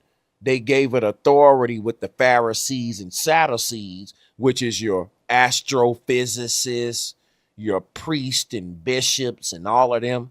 You look stupid. Your grandma and auntie want to hear what the bishop got to say, not what your conspiracy theory ass got to say. And that's what the Roman Empire did, y'all. Jesus was a conspiracy theorist, and he died for it. Hey, salutes, my brother. Shout out to my awakening minds. You got it. Thanks for salutes. Yeah, salutes to the panel, man. Appreciate that, Radden. Salute. And welcome back, Dred. Shout out Chris, Steve Regals, everybody in the chat.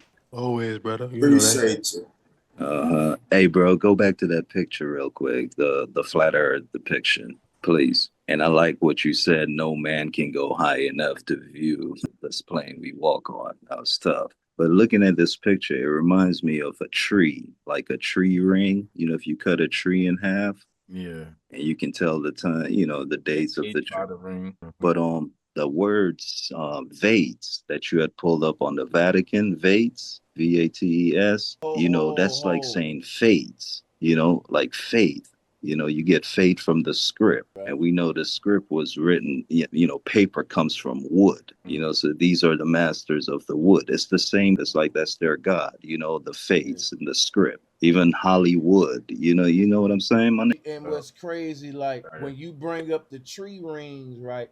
When I bring up the tree ring in relation to this, it's deep because it's like the middlemost part of the tree ring is where the person dropped the seed at. So like what's crazy about this awakening mind, I'm glad you joined on this, because watch this, y'all. I'm gonna show y'all some crazy real quick. If you go outside and drop a seed in the ground, you just made a ripple effect, because like where you drop the seed at becomes the trunk. But the trunk is a layered object that's growing around the point of impact where the energy of the seed was. Like when you drop a rock in the water, right? The highest point of that, where that rock dropped at, was in the middle of the ripple effect where we see here. You see the water rising up. So when you drop a seed in the ground reacts just like the water, and a tree grow up where this little water trunk at with all that. Y'all see? So the ground is malleable. Our reality is like liquid. It's like holographic. It can be, it's like when you drop the seed in the ground, you're disturbing the waters, and just like a ripple effect, the tree gonna die one day, just like this ripple effect gonna fade away. And you're going to remember it by all the rings, which represent its lifetime, just like this ripple effect would be equivalent to your fingerprint, which is a ripple effect. So big facts, bro. Yeah. And they call that the seed of God, or the seat of God, or even the hand of God, just like how you brought up fingerprints, because your fingerprints literally is a rippling effect as well, Exactly. Yeah. Man, that was tough. Nah, this is tough because the tree is the whole Garden of Eden, and the snake, the tree of life anyway. And you just see, like how they created their religion from the script, from the tree, like you get paper from the tree, Yep. But I'm glad you went in on the Vatican and the Vatican, and I've been in the back. I wanted to hop on and go in with y'all, but there go the word faith. That's just faith. They create a savior to give you faith. And if you think about these small hats, bro, like it's like they have faith in the savior. It seems like they get pushed out, like Dred had brought up earlier too. We know, like how they always get kicked out of countries, but they're always promised a land. You know what I'm saying? They always promised the land, even how they got here with their influence, and they were promised a land. And 40 years later, they literally got a land through the Balfour Act. You know what I'm saying? Which was what we call present day Israel. So it's like it's always following the same script, which is written from the Hollywood, the fates, but You think I may be cutting you off, but I'm just throwing you like an alley-oop. When you was saying like how they promised the land, and I wanted to highlight this for you and then just fall back and let you go there, because the promise is carried out through a foretelling or a prophecy. Just like if I say, hey son, in the future, I'm gonna buy you some Jordans. It's always some in the future. And this is the whole trick of prophecy and the trick of these people. You want to like touch on this shit here? The foretelling and the soothsaying, they the false prophets the Bible speak of, because they telling a story that's happening for our future, but they're not really prophesying the future. They're acting it out as they go, which makes them actors on the stage and false prophets that the Bible condemning. You get what I'm saying? Hell yeah, my brother. It's like a copy. Like the fake, a copy, even is like occupied, a copy, occupied. You see what I'm saying? It's like, it's the same as them finding new land. It seems like they're always promised the land, just like what you say, what you tell your son. A role player. They rolling around, moving around.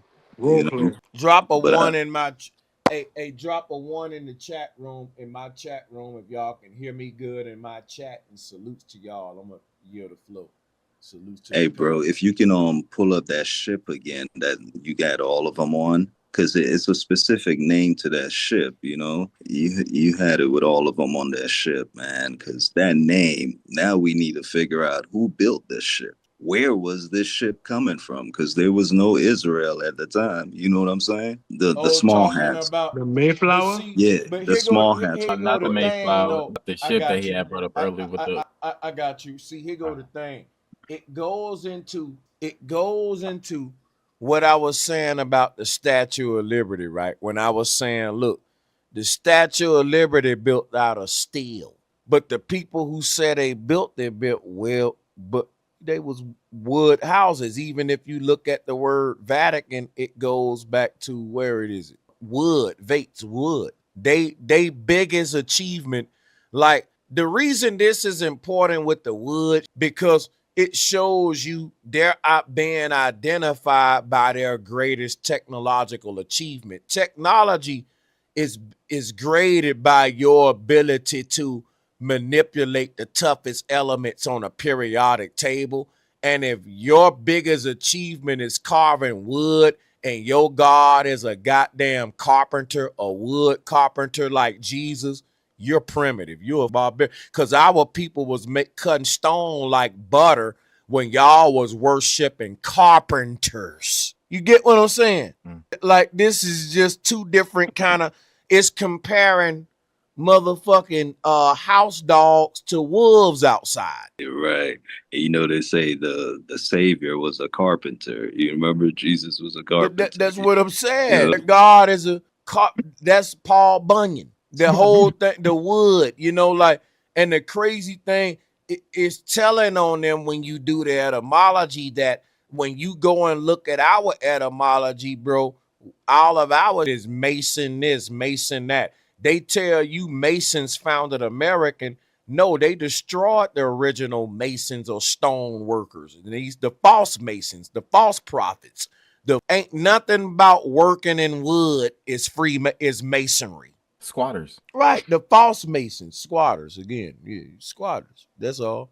But yo, you need a effect that you can press when you talk about squatters. Squatters. Like, yeah, you know what? I'm gonna do that. Yeah, that's fact. Hey, check this out, man. So I think, see, y'all gonna bring me out of retirement, man. See, I'm about to come back, boy, for real. All right, hold on. Let me get on camera. So while I'm learning, y'all know me. I like to do research, listening and researching things at the same time. So I wanted to show y'all what I just discovered. And it ties right into what we were talking about earlier about the small hats. Did y'all know that the small hats established their first community in 1654, right? In New York. That's when they first established their first community over here in New York. And 10 years later, it was created. So it didn't exist until after the people showed up here in the United States. We're talking literally 16, what did it say? I mean, excuse me, not 16. Yeah, I'm saying 16, I mean 18. 1864 and then 1865, not 10 years later, a year later. So when they first came, remember you showing them pictures when they first started really coming over here, they established themselves, or what they documented themselves in New York City, and they created a community there. And that's what I guess they created that as a safe haven. Shortly after that, then all of a sudden there's a documentary that came out in the 60s. I can't remember the name of it. I was watching it, and it was talking about how the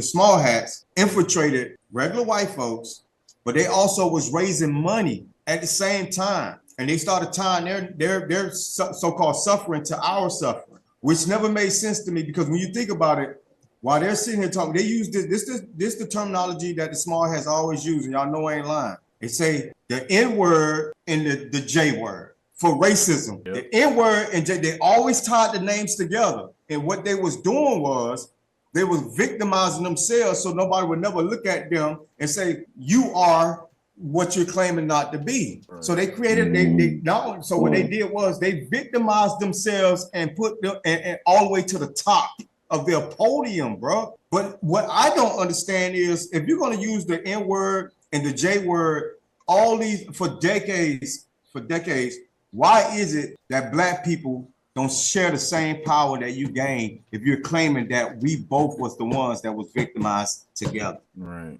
It's like just how is it we're not sitting to the table with y'all because y'all use our suffering with your so-called suffering? The slander that y'all was getting, y'all claimed y'all was getting, y'all say that we was getting it with you. If anything, we supposed to be the original sufferers. Right. But for whatever reason, between us and you, y'all end up making it to the top by yourselves. It's like saying slave and indentured servant.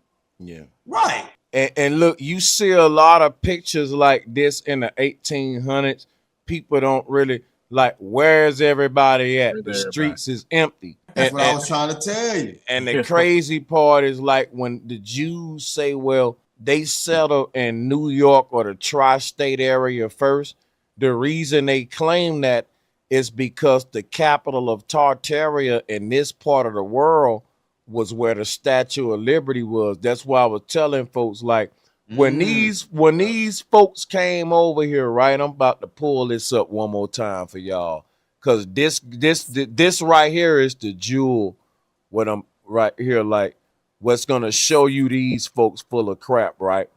When they came over on their wooden ships, right? Let me show you what they saw. Where is it? Right here. So here it is. This what they saw. They saw this. So look, the Statue of Liberty was Krishna. I can show you other versions. Look at this. The Pharaoh in Egypt knew what the early Americans knew about energy. And the Statue of Liberty torch was literally a Tesla coil, which is why it's shaped just like a Tesla coil. Guess what they tell you the Statue of Liberty torch made out of?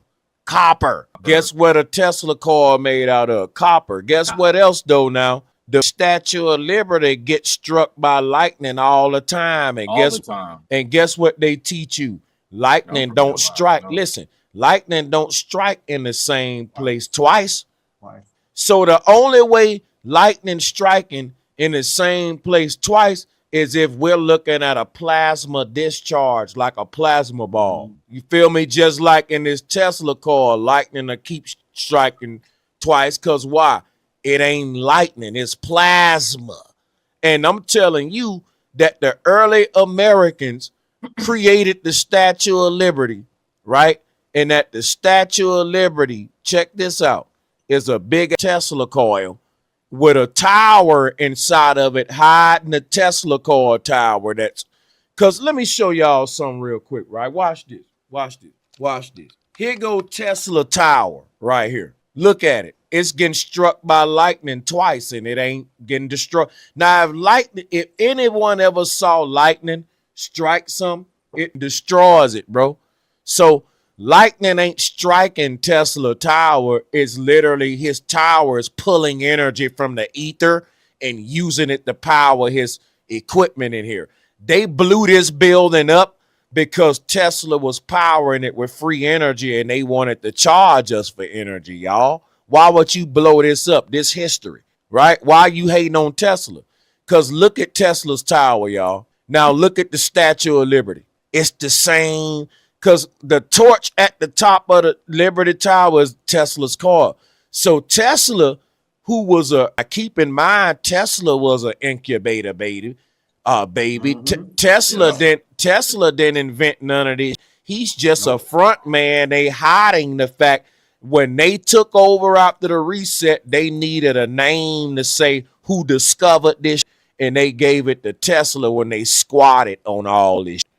Exactly. But yeah, but you know, bro, look up inside the Statue of Liberty. Oh yeah, the inside. Oh, yeah. Just put it in the search bar and look up the pictures. You're gonna find this one picture that's gonna show you the top floor. Okay, hold on, y'all. While you do that, I'm gonna say this too. If we really pay attention to how they brought all those people, all the immigrants came to our lands, because we know we was already here. When they came to our lands, right? If you notice, I mean, if you understand the way they operate, you know that the only reason why they brought them over in such large numbers, it was after they had already been over here destroying everything. Mm-hmm.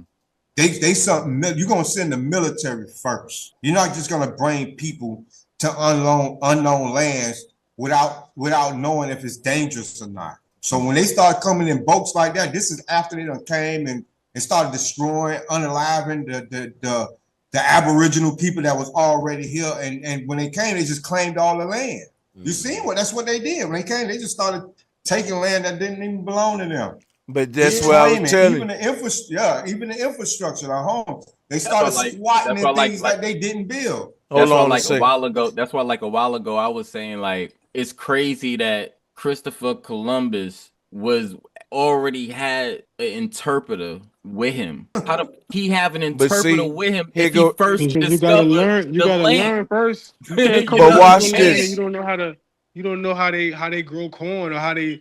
You can't come from another country and learn how to crops, and it's everything different over there. So you got to learn it first. Hold on, let me give a shout out to. Let me give a shout out to 6BV. Thank you for that donation, and shout out to Joshua Tellerton, man. I appreciate the love, Josh, and to Mr. Perfect, man, being a member. Mr. Perfect said the Cahokia Mounds is in front of a body of water and a river, going back to what we saying about the pyramids being built originally near water sources and the first civilizations being river valley civilizations like the Indus Valley, Nile River, Mississippi River, and etc. But yeah, facts, man, like, because when we say a river current literally means energy, bro. The earth is its own energy source. The ancestors knew that. And the people who didn't want us to know that, them was the first people to create taxation, money, peasant systems, and we charging you for energy, which really equate to we charging you for your own ignorance of not knowing the secrets of your own reality that Tesla and the Mayans knew, because inflation is a result of humanity being dumb as hell. Because if humanity was smart, guess what? They wouldn't be able to create this inflation fiat system, which is just generations acquiring our ignorance debt. Because let me break this down to y'all. They are saying it costs us more money to make a dollar than what the dollar is worth, because the electricity and power that it takes to create the dollar, meaning the machinery, the tools, they got to be plugged in the wall. That require power. They're saying the cost of the power is more than the worth of the dollar itself. But Nikola Tesla was saying power is cheap as hell. It's a byproduct of nature. It's like a fart. It's a waste. It's the most abundant thing in the universe. So if everybody adopted what Tesla was saying and what the ancients was saying, you couldn't even have inflation or even rich or poor, which is what Tartaria was. It was a utopia based upon free energy. There was no incentive for us to compete. Everybody experienced, because what make your dollar worth nothing is energy costs, sustainable energy systems. So if we go back to pulling energy from the ether, don't you know it's people charging their phones with lemons and apples while we sit here? Bro, the Chinese got a whole train system that's magnetically powered. While we fighting a war for gas right now, we about to go to war for World War III. People sleep. We got a little right now powering with plastiline. And at the same time, we about to go to war for oil. People ain't waking up to what's happening. On one end, the world falling apart because we thinking like the barbarian. And on the other hand, it's people right in front of y'all showing you we ain't got to go this way, but we ain't paying attention to them. And they've been saying it. People been saying the way we live on earth right now would make the Mayan laugh. People are, guess what they say? They say if the Mayan came to our world right now, they would be impressed. Man, if an ancient person or an old world person showed up to our world now, they'll say, what the happened to this place? Exactly. This shit's a wasteland. Y'all literally burning for power? So wait a minute. You losing more power than you actually siphoning to power your grid through burning it, through combustion process, which is like the dumbest. It's animals in nature that power themselves with solar energy, and they've been doing that for millions of years, and we just created solar panels, and we think we smarter than animals. You see how they bringing back the stuff, the stoves now that you can put your hand on, but then when you put the right metal on it, it'll heat up and cook your eggs and fry and make your food. You could put a newspaper under it. Like that's that video Irwin Moon had a long time ago when he cooked the an egg with a newspaper under it using that coil. Yeah, I remember that. I You see what I'm saying? And you can put your hand on it and it'll never burn you. They're putting that in people's houses now. They're using that same thing because people don't understand the periodic table and the elements and the free energy that because everybody want to be a consumer instead of walking outside, getting your fruits, understanding how to build your own energy, perpetual motion with magnets. You can have your own vehicle if you understood how magnets work and understood how certain elements work around each other. Yeah, that's crazy. That's it. That's it. Yeah. People just ignorant to a lot of stuff, man. That remind me of like how Tesla was sending these crazy voltages all the way through his body and not dying. And Tesla was taking what he called electric baths, and he said any impurities in his body this is like how we take baths in our shower. Yep. Tesla had to be deleted because Tesla would have never had to go. Like Tesla really knew how to use electricity, like what Sebi was doing, to shock, to create a higher voltage than any virus, bacteria, anything. And they had to get rid of them, man. If you can, we are electrical beings, right? And hydrogen is the first element on the periodic table. And what's flowing through us? A bunch of hydrogen. Hydrogen, 1 through 8. Our real plasma. We got plasma in our body. We go to the plasma station to give blood. We think we giving blood. You giving away your plasma. Yeah. You an electrical being. Energy. Yeah. Yeah. They give you if you blink out right now, they gonna shock you to bring you back to make your heart start beating. But your heart beat. But Red, I'm glad you brought up the plasma donation too, because you know who owned the most plasma in the world? I ain't gonna say it. I'm gonna let y'all go first, bro. It's crazy. The same place where Dracula from. No cap. It ain't. You can't make this up, bro. The same area over there where Romania, all that, like the UK, bro. All that. Went at. Yes. When he was talking about the families, and he went straight there. He was stuck in on that same place you talking about right now. And people will be like, man, well, you know, because in my opinion, we got infinite chi energy. Like energy is infinite. You can, like, I can break you off a piece of infinity and I still got infinity. So like when you go to the plasma center and give your blood, it ain't like now I'm short on my money. I had 100, now I got 50. It ain't that type thing. What it is, right? It's like they now can have something to get your frequency. It's them studying you. Everybody who ever gave a piece of themselves at any point to these people, they studied yours on a genetic level to try to manipulate you to create. Like this earth is a big guinea pig planet for real. Yep. They keep your wisdom teeth. You got to ask for your teeth. And you know your teeth connected to all the nerves. And it's like, dang, I got to ask you to give my teeth. That's mine. Get my teeth. Because if you don't ask them for your teeth, when they take it, they going to keep it now. Why? Why you keeping my teeth? Oh, we're going to dispose of it. Yeah, right. You know where it's going at. They all about data collection and studying data and anything you get them from spit, saliva, or online behavior patterns. But think about it. That's what AI does. AI intakes data to get better. We don't remember LifeLog, and the day that LifeLog was the day that they canceled LifeLog. Guess what started that day? Facebook. Yep.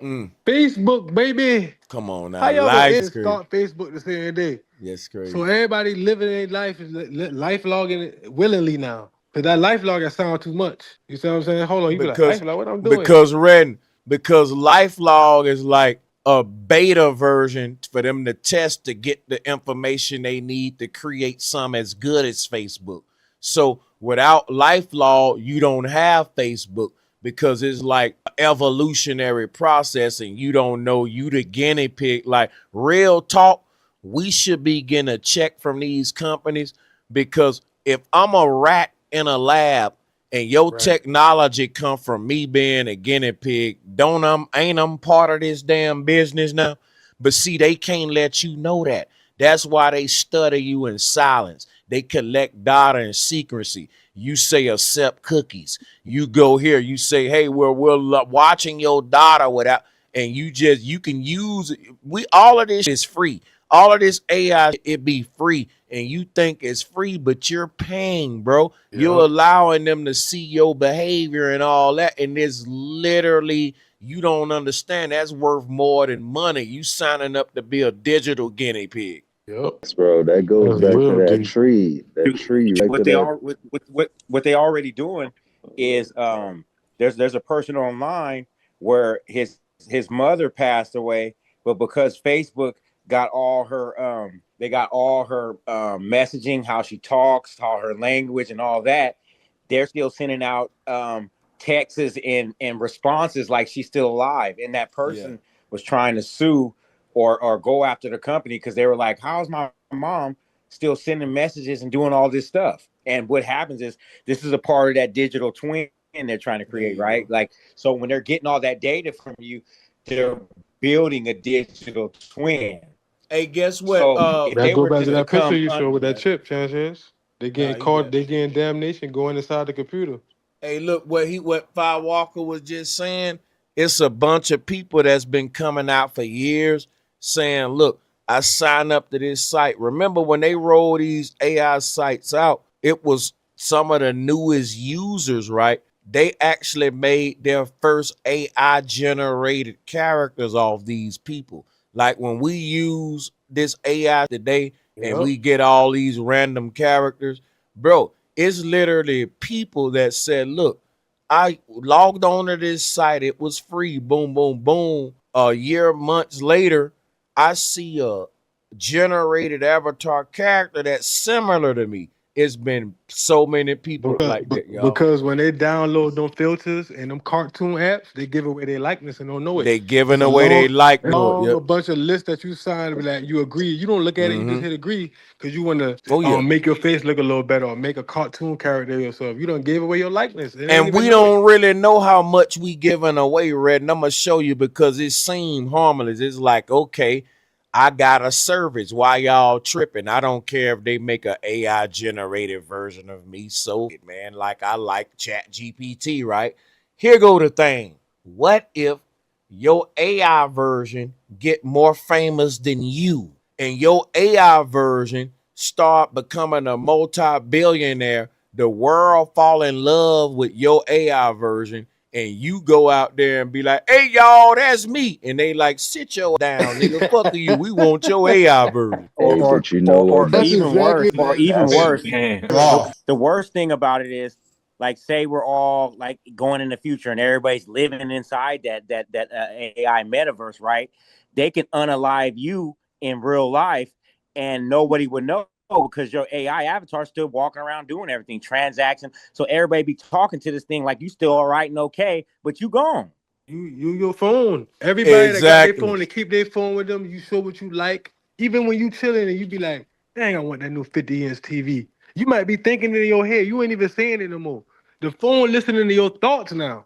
So you look at it, you strobe like, dang, I just think about that TV. How the heck they know the TV on sale now? But it went from you talking to now when you look into the phone and the camera looking at, you think you're looking at the screen, the phone scanning your retina. The screen just looking back at your retina, just going to your mind. You just thinking of stuff and it's coming up to you, give you, that's just crazy, man. Every time you talk about something or think about something, why it be on the phone? Why? So, They're taking control of our ESPs because we do that naturally. You know how you think about somebody and then you just send that thought out there, then they call you because we naturally do that already. That's called extrasensory perception.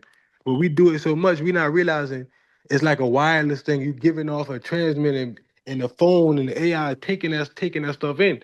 Hey, Red, you know what I'm saying? I gotta break something down. We at a point now with AI where the laws ain't really caught up with the technology. So technically, a person can take Bro Sanchez's character and manipulate it like 1% and they legal. But That's a good point, Sanchez. and you see what I'm saying? So the laws for I ain't think about that. That's cold right there. That's boy. what that's why Timberland them got sued, because it's really having a big effect in the music game right now, because they going crazy with it with the music artists.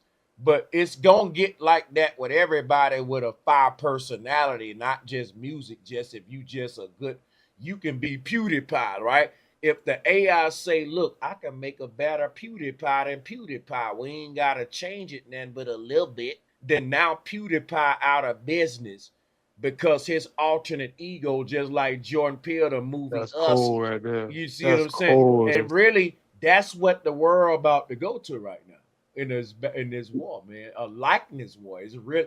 Before the law catch up with this technology, it's finna come to a point now to where, damn it, I like the way Sanchez think and the way he teaching.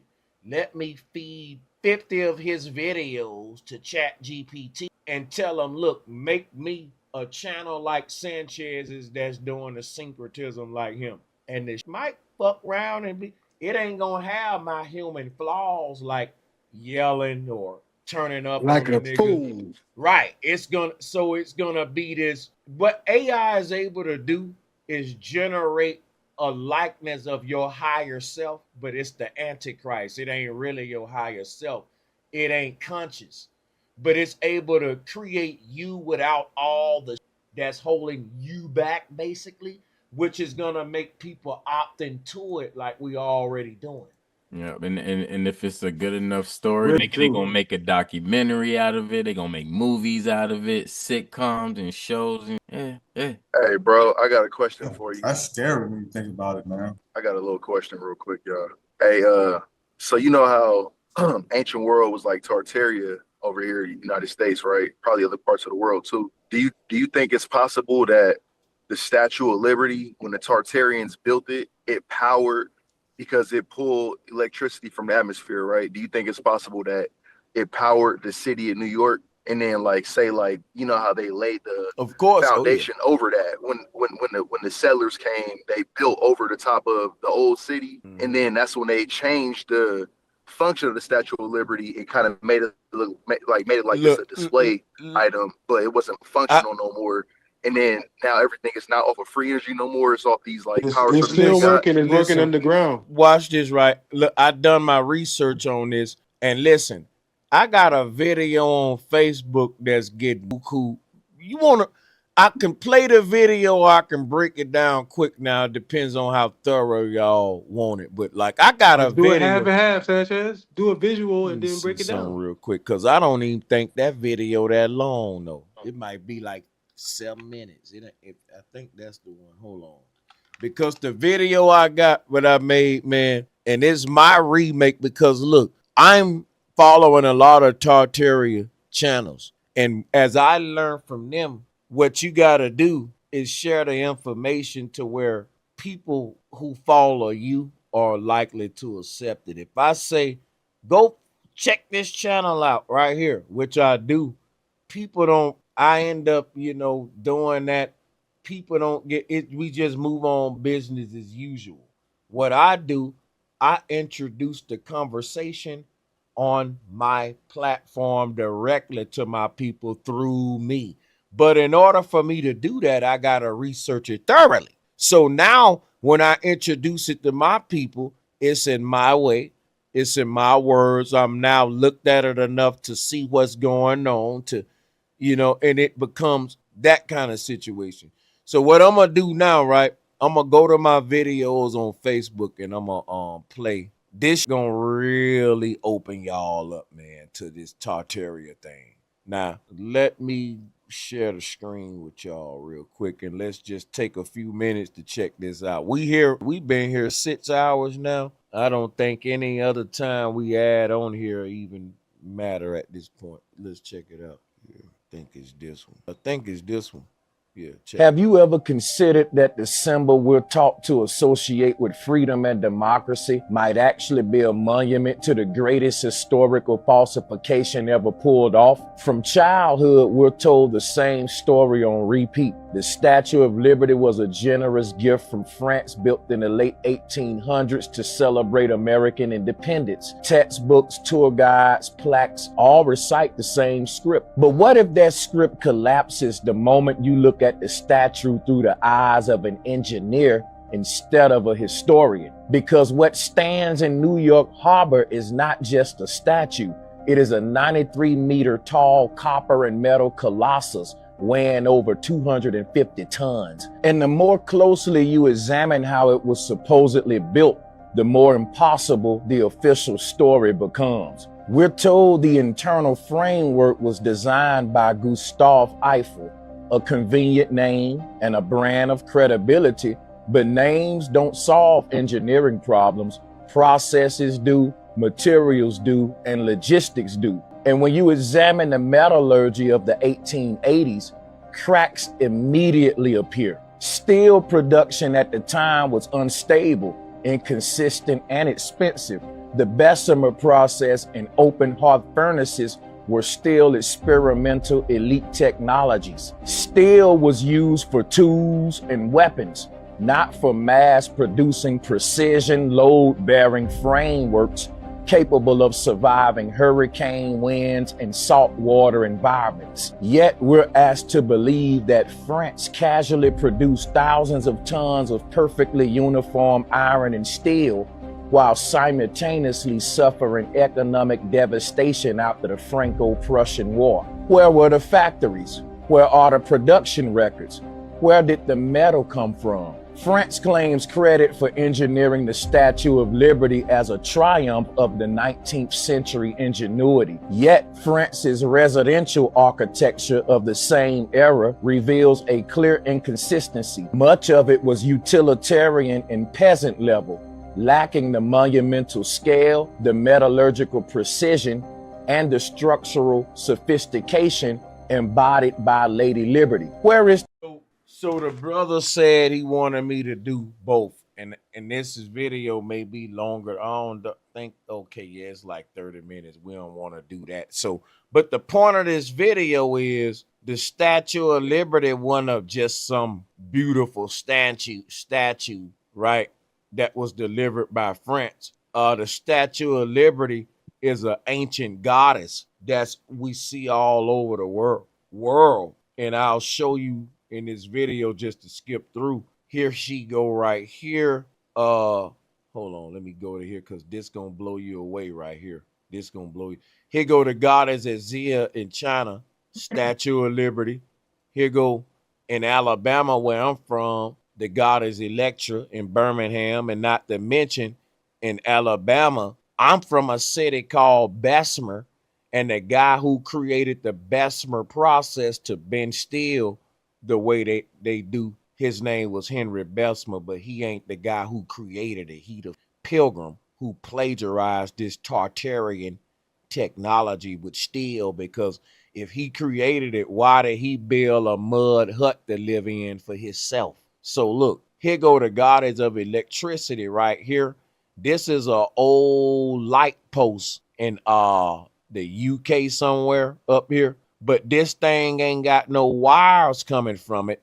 And they telling us that back in the day, all of these street lights, y'all, in London, all around the world. Now, you know they had street lights. They had more street lights back in the day than we got today. They had one every couple of steps.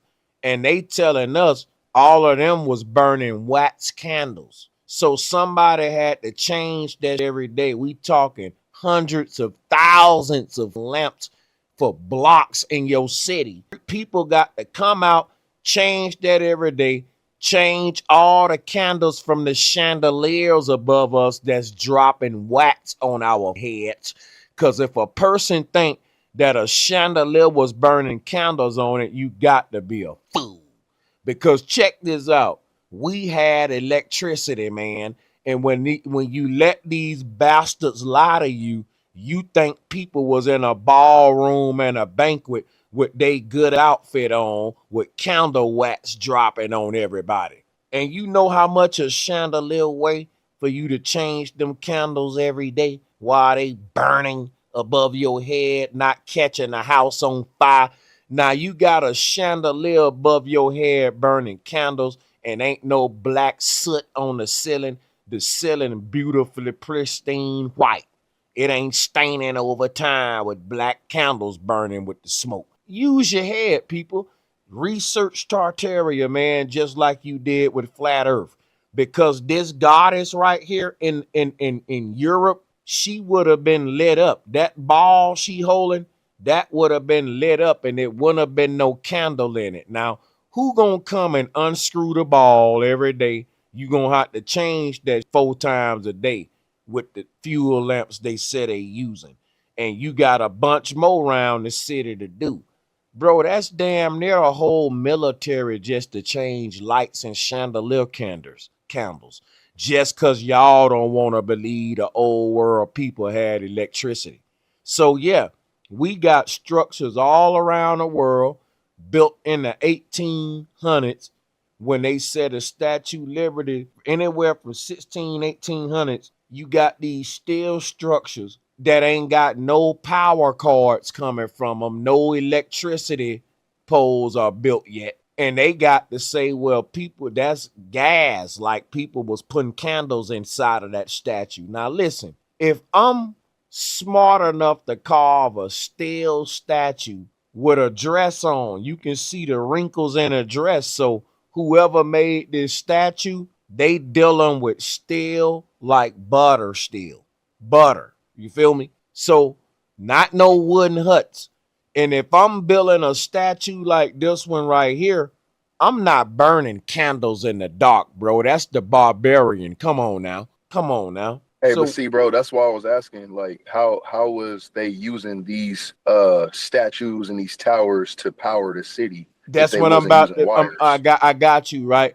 Because check this out. Have you ever rubbed your feet on the carpet and touched the doorknob and felt that electric static discharge? Yeah, for sure. Amplify that by 1,000 trillion. And now if you touch that doorknob, you will blow up a whole city. You see what I'm saying? Do you get what? Hold on. I want to know if he get me. I don't want to take this fast right here. This is important. We dealing with science. So listen, what we would do as children, we would rub our socks on the carpet and we would touch either each other or a doorknob and you would feel the little shock. But guess what y'all know? The longer you rub your feet on that carpet, the stronger the discharge is. So you're building up, meaning your body can store electricity, static electricity, and it's built up in the atmosphere. So the reason the Statue of Liberty reaching up there is so that the torch, which is the Tesla coil, can pull the static electricity from the atmosphere. And once it go down the tower, it amplifies the energy. Amplification meaning no different than you saying, okay, I'm going to rub my feet on a carpet longer so I can get more power. That the way of you rubbing your feet would be this tower system that the more the energy goes from the tip of the tower down the bottom, as the tower expands, the energy got to travel through more space, which amplifies it. The longer it takes from the energy to get from the sky to the ground, the more powerful the energy gonna be. You get what I'm saying? It's like you rubbing your feet longer on the carpet.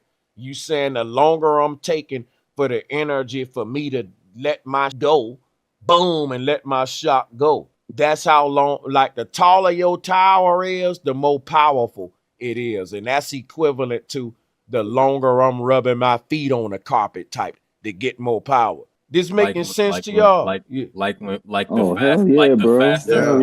faster Flash runs, the faster he goes in. Well, the further he can go back into time. Yeah, yeah. And the more you can use that friction for that energy. Yeah.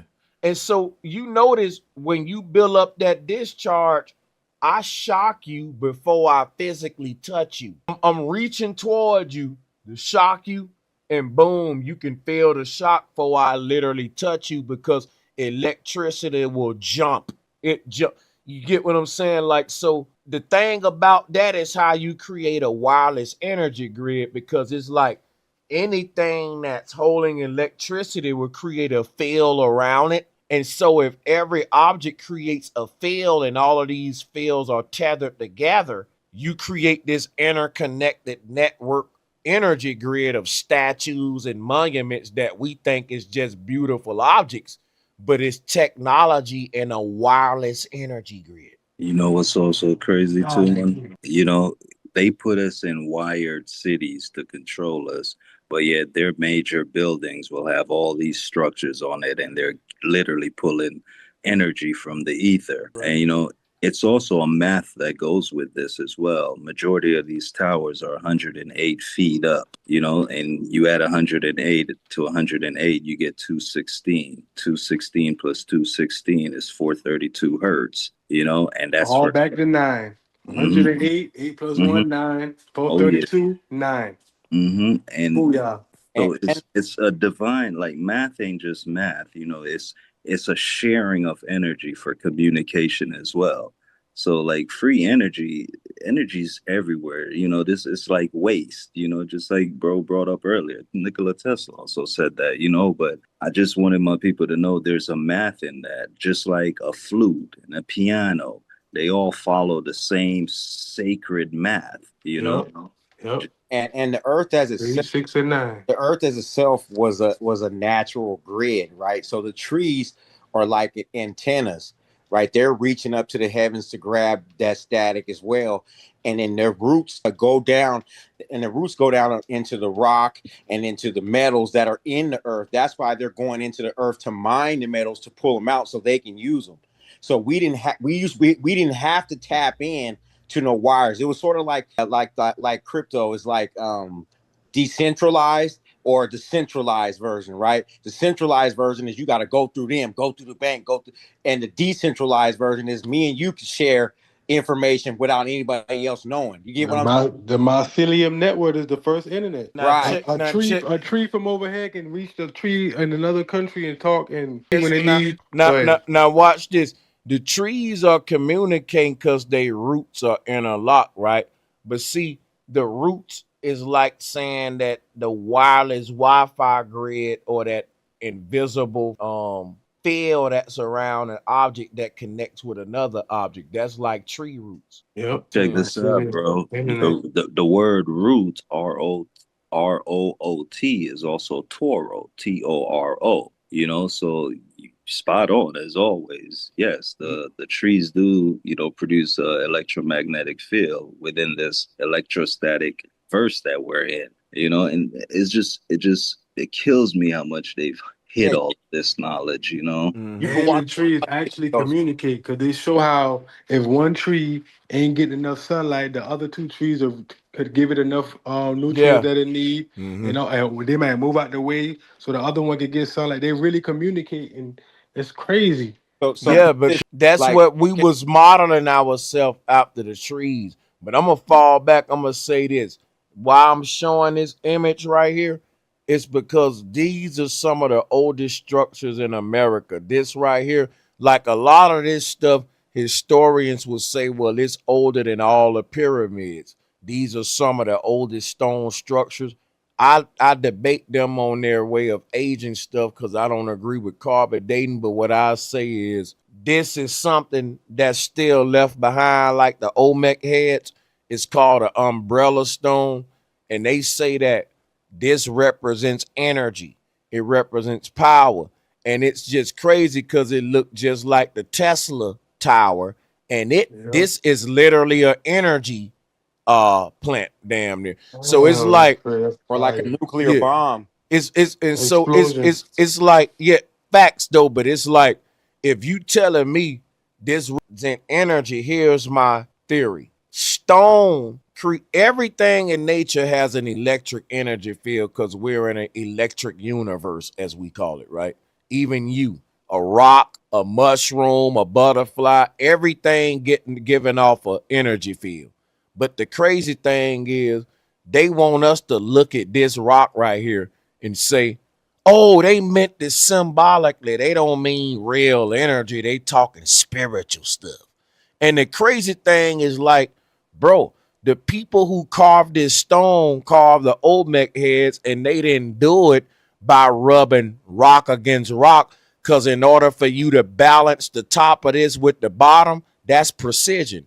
And for that, for you to balance this right and make this stand the test of time, you gotta be using some kind of tools and technology they don't want us to know about to carve this, to do this.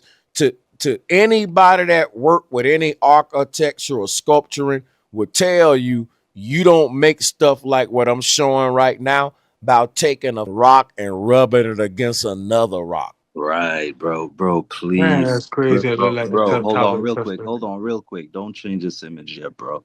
Bro, please click the link I just put in the back. The fact that you pulled this up real quick. Because on one of your past stream, man, I was asking you to pull up the Philosopher's Stone, right? But what I meant, I was telling you the Philosopher's Stone, the sacred geometrical aspect, but you had pulled this image up, and I was just trying to show it to you in Mercury, and even this picture Divine Being and them put in their book, Shout Me Out and everything, But you see the symbol here, bro? It's called a Prima Terra, and it looks just like, you see the image right here, bro, oh my gosh, you pulled up that stone picture. That stone is crazy, Sanchez. What the hell? That's crazy. What is it called again? The umbrella, what? The umbrella stone, man. Bro. So this is heat and mercury. Once you heat mercury to a certain degree, it produces a toroidal field,